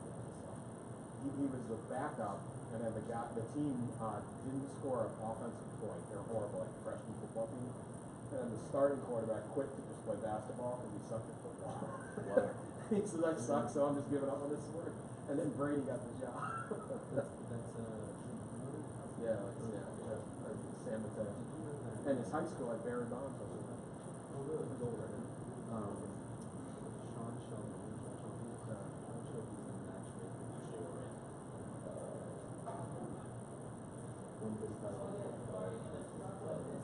Earlier this year. So he was the matchmaker for WEC, and they brought him over and they merged. And then it was him and Joe Silva, and then Joe Silva left and he so then he was the matchmaker. Wow. Here tonight on the launch for Yeah, they know nothing. He actually spent here a couple of years ago in August to show them great team.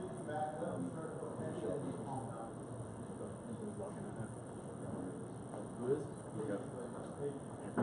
Oh, really? Go ahead.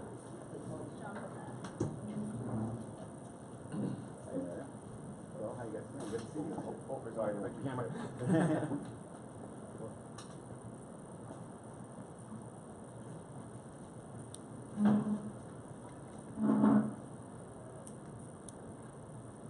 Congrats.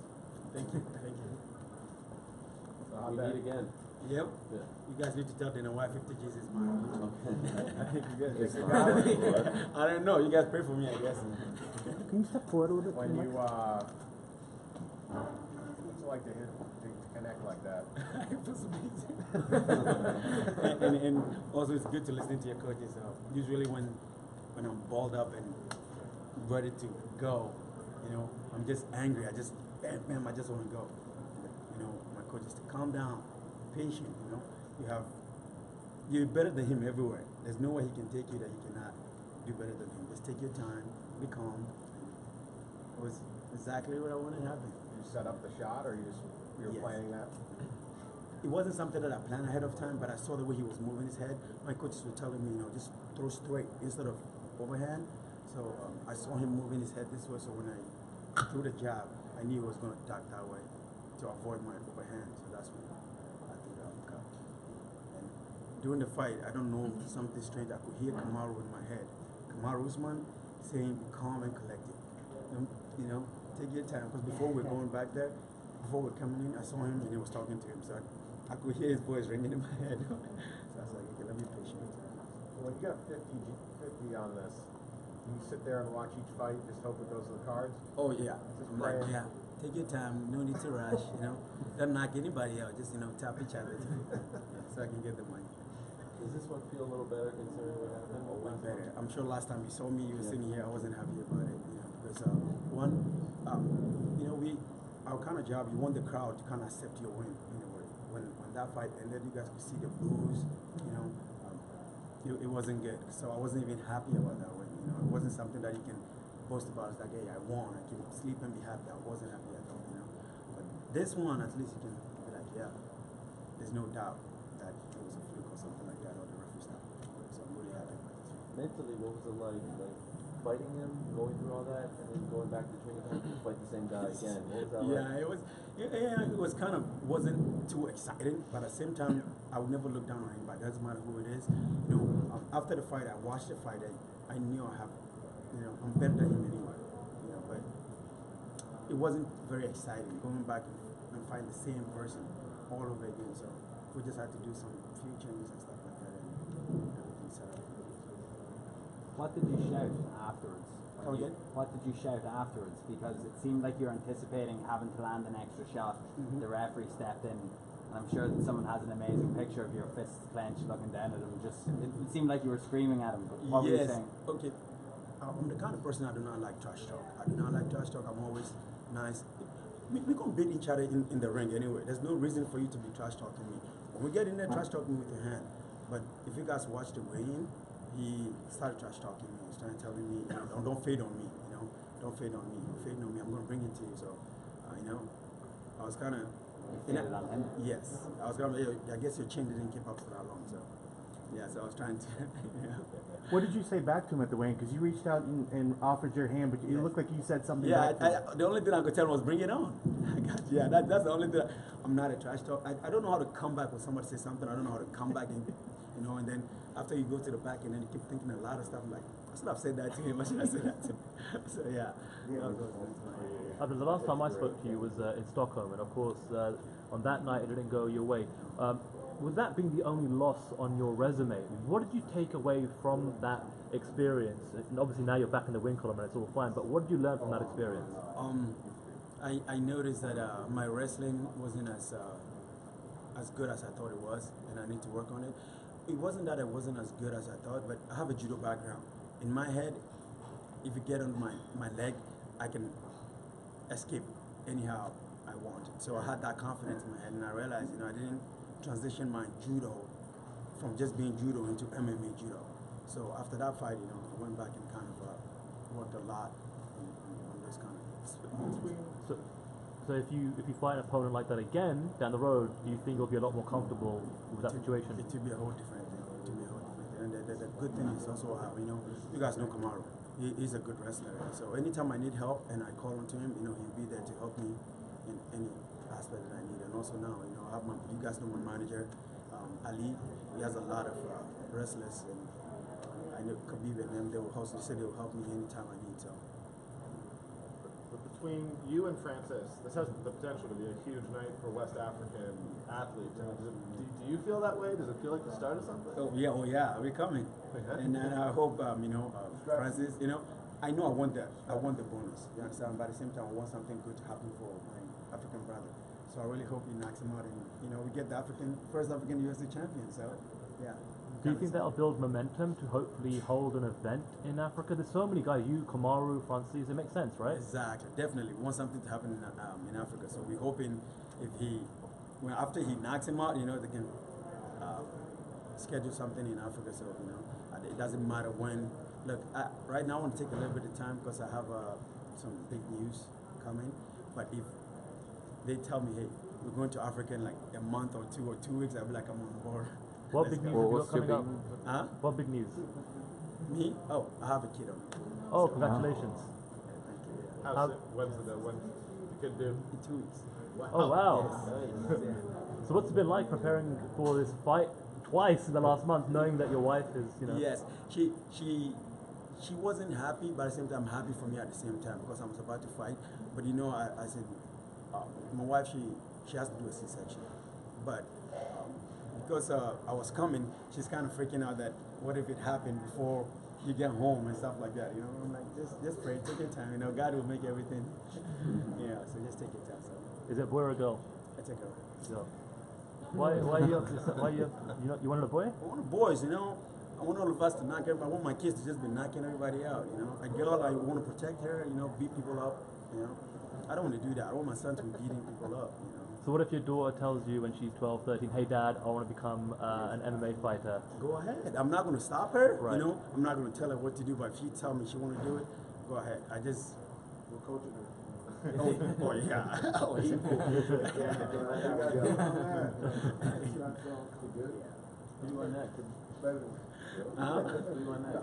I do not call people out. If UFC gives me anybody, I'm down for that. And I really want somebody who can push me up there. Do you have any, not to call them out, but I don't really have any. I don't have any. It doesn't matter who they give me. I'm down. I just want somebody that can push me up there. So I don't call people out. If you call me out, I'm down for it. Has anyone called you out? Not that I know. Not tonight. What makes you more nervous, becoming a father or entering a fight? Becoming a father to a daughter. That makes me more nervous. Because, as a father, if you have a daughter, I'm sure you're going to protect her a lot, Imagine 18 years from now, I'll be standing at my door with a gun, no guys. Yeah. So yeah, that's the scary part. Yeah. Right. No, thank you. Thank you. Thank you very much. Now everybody just tweet Dana White, Razak, 50 G's. You know where he is, go talk to him. I know. Yeah. It is, yeah.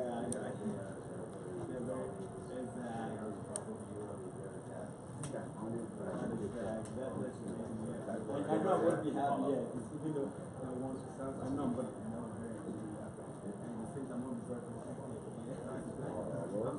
Mine is 4 years old, and I already am teaching her basic jiu-jitsu. So I know where you're coming from. Thank you.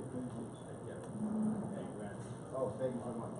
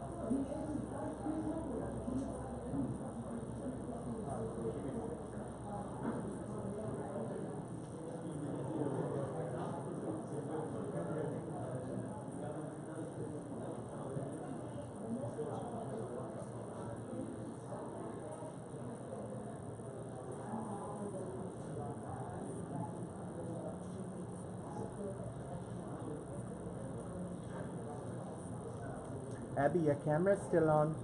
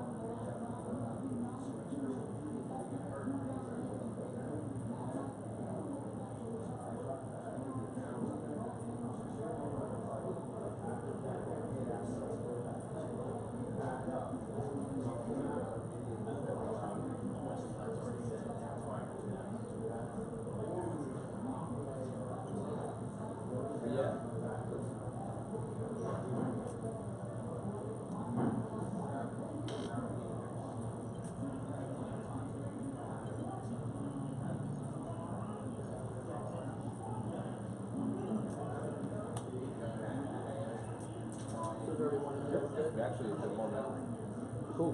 So Perfect. I switched out of battery too. So.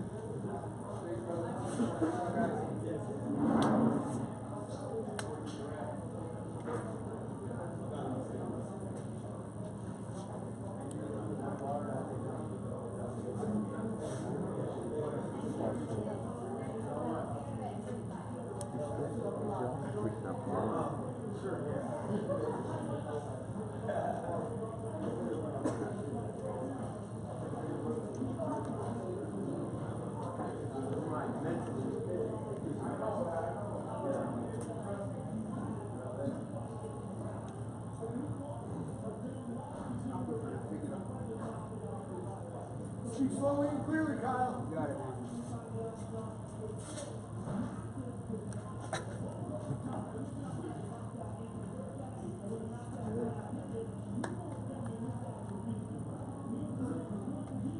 Kyle, being the hometown guy, how does it feel to get a victory here in Boston at TD Garden? To get a victory here at the Garden feels amazing. I walked out there, like we're just talking about my coaches, it felt like it was a main event. The energy was incredible. I fed off it, and it helped me put an overdrive to get that W. Did you have any butterflies as you were walking out? No, man, I had no butterflies. I felt like I was in a dream. Like, it's weird. Like I was talking to my coach, you feel like you're part of a process. Like, once you realize you're part of a process, you can't change anything.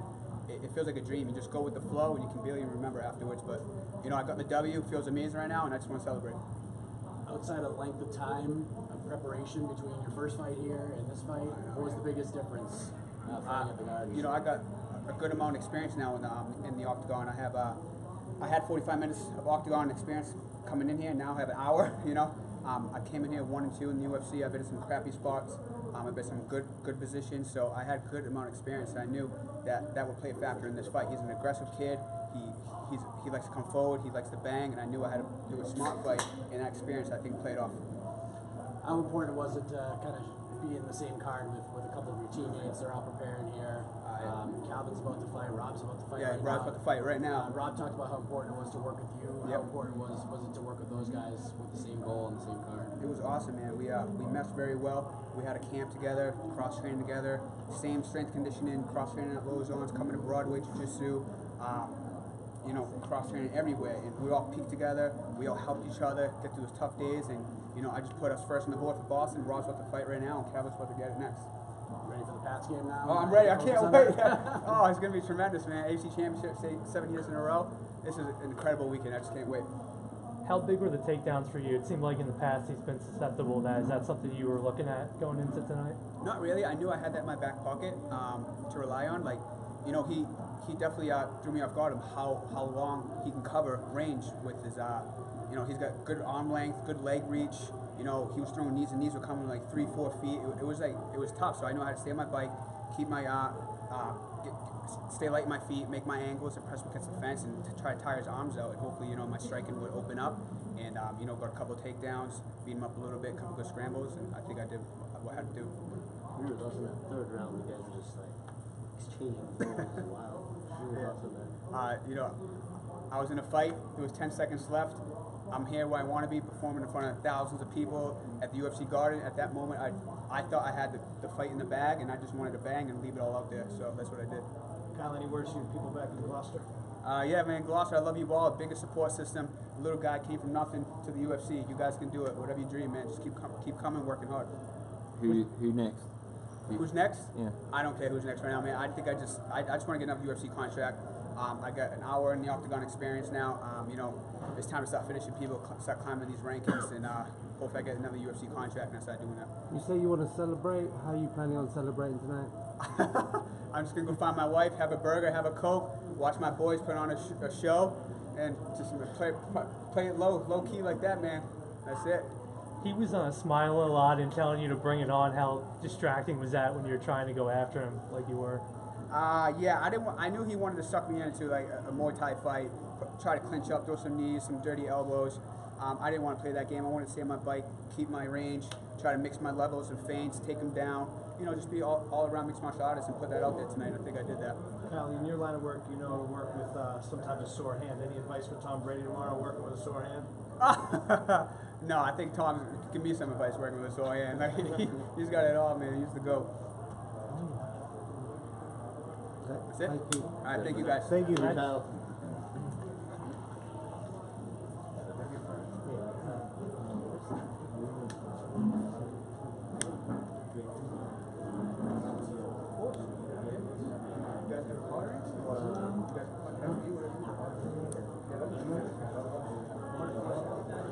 Oh yeah, I just don't know.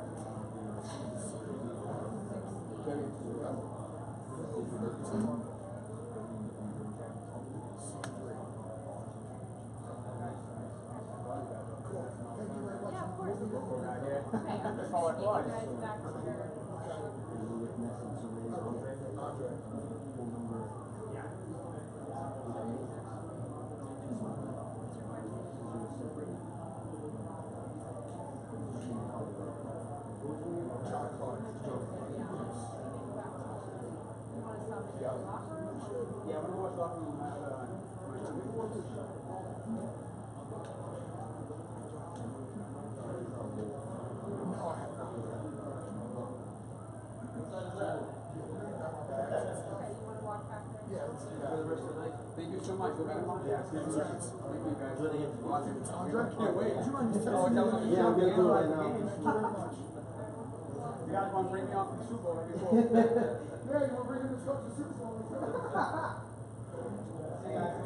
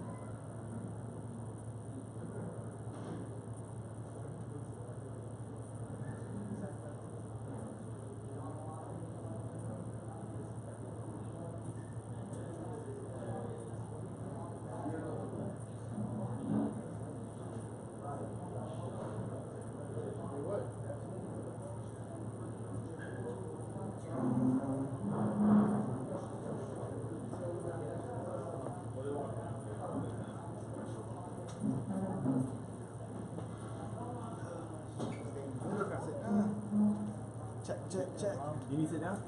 I'm alright. I'm just gonna finish.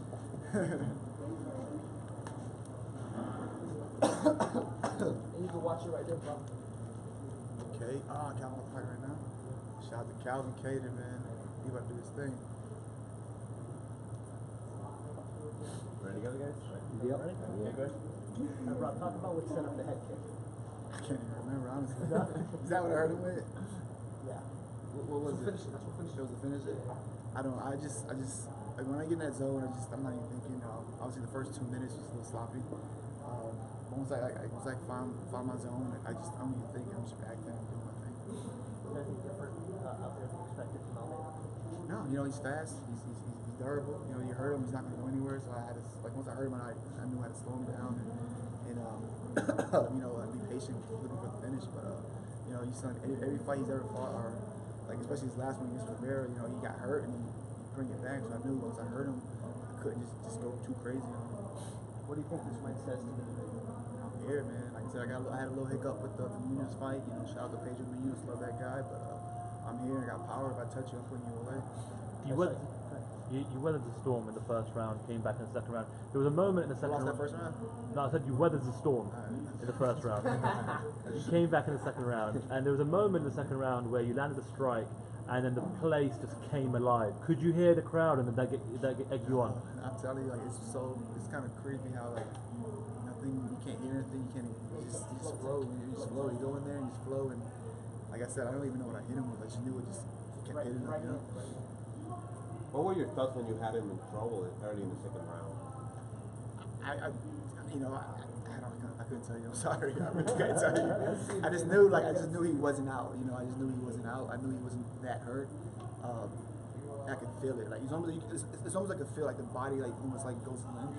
It wasn't there, so I wasn't necessarily thinking. I just knew, okay, just be patient. Was there a moment where you were surprised that he wasn't out? You were laying a pretty big beating. Nah, it's Almeida, man. He's a savage. He's tough. Like I said, he has a chin on him. Yeah, no, I wasn't surprised at all. After the fight, it looked like you were shouting out people in particular, jumping up on the cage. Was that like your family? Can you talk about who you saw there? That's my mom, beautiful girlfriend Kathy, love you. Her friends, just everybody. He's got up there. He got the man Cooley with me. He was having a blast out there. You said one of the most important things heading into this fight that you were going to focus on was keeping your foot on the gas the entire time, staying in his face the entire time. Do you feel like you accomplished everything you wanted to? Yeah, definitely. Went the way exactly as you planned? Yeah, definitely. I knew I could hurt him. I knew if I was crisp and I was patient, I could put him away. Like I said, I knew in this fight, I just took my foot off the pedal a little bit. A little mental break, and I will never do that shit again. There's specific things you did in training to help you prepare for that? Because I know in a fight, you lose it for a second, you don't know what's happening. Honestly, it was little things, it was more mental. It was like concentrating just for 15 minutes straight. It could be something simple as just throwing my jab on the back for just 15 minutes straight. It's hard. You ever try to do that? Just one thing for 15 minutes straight, it's super hard. Sometimes I'm trying to throw the hook, it's just, so it was like either the double end bag for 15 or just being there for 15 minutes and doing exactly what I want to do, and not just trying things out there sometimes. Your only 2 losses were in Brazil. You were undefeated in America. Would you want to only fight in this country, or deep down I do want to get one back in Brazil, but I was joking around with my coach the other day. Tom Brady struggles in Miami. I struggle in Brazil. It's I don't know, man. And I was doing my thing that first 2 minutes in that Munoz fight. I don't know. I don't know. But in the city and the opponent, what's this night for you in your whole career? Where does it rank? It's up there. It's up there. It's definitely, especially with a finish. All my wins are finishes. I'm looking to get in there and finish, and it's definitely up there. We got the Patriots playing tomorrow. It's the perfect weekend. I can't win at all. Prior to your fight, you told me that you were looking to finish just like Tito Trinidad used to do. Did I get a left hook at all? Well, you got him with the uppercut. I don't think I did. Shout out to all those guys, man. Look up to them a lot. I gotta look it up. I want to watch it. Pull it up right there. It was a head kick and then several uppercuts did the job. Yeah, I don't know. I don't remember. How are you gonna celebrate this big win? Next question. It's like that, huh? Next question. real? Anybody you're looking in particular at the 135-pound division? And honestly, anybody, everybody, I would love to be in there, Aljamain Sterling, but it doesn't matter. Are you going to do anything to celebrate the win tonight? We're doing everything. Oh, nah, we doing. It's not. I mean, come on, man. That's just one. Boston. Going everywhere. What up, man? Ah. Cool. All right. Thanks, bro. Thank you. Appreciate it, guys. Go Pats! 28-13.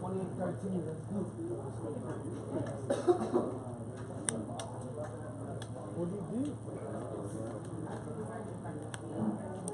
Apparently he doesn't like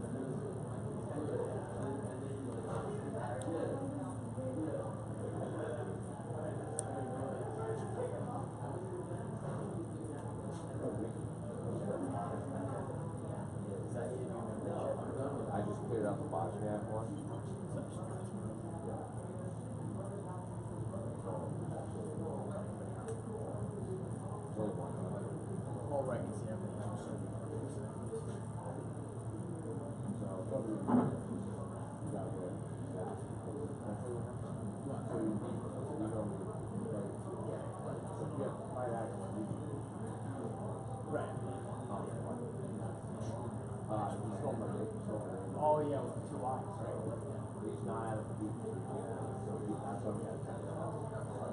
not your fault, it's not our So we're doing everything. They just mess with us. There's videos coming from everywhere. Losing the run. I said the gas on fire was a reasonable size. You're up right there. It's crazy. I think they are, probably. So,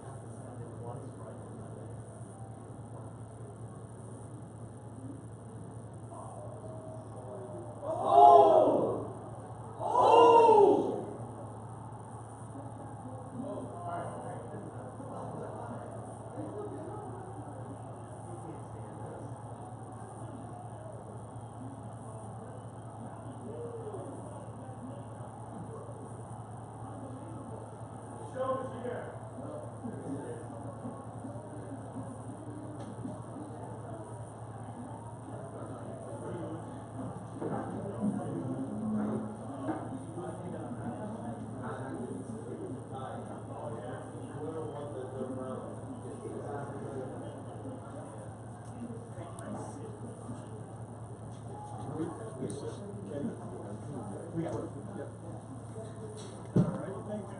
we'll make it work.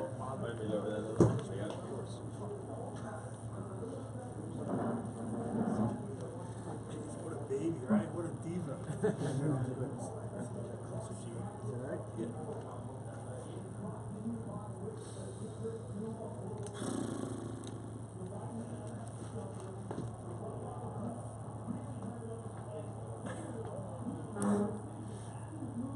Alright, so again, congrats, John. Did you break your hand? First one. First punch? Yeah. Really?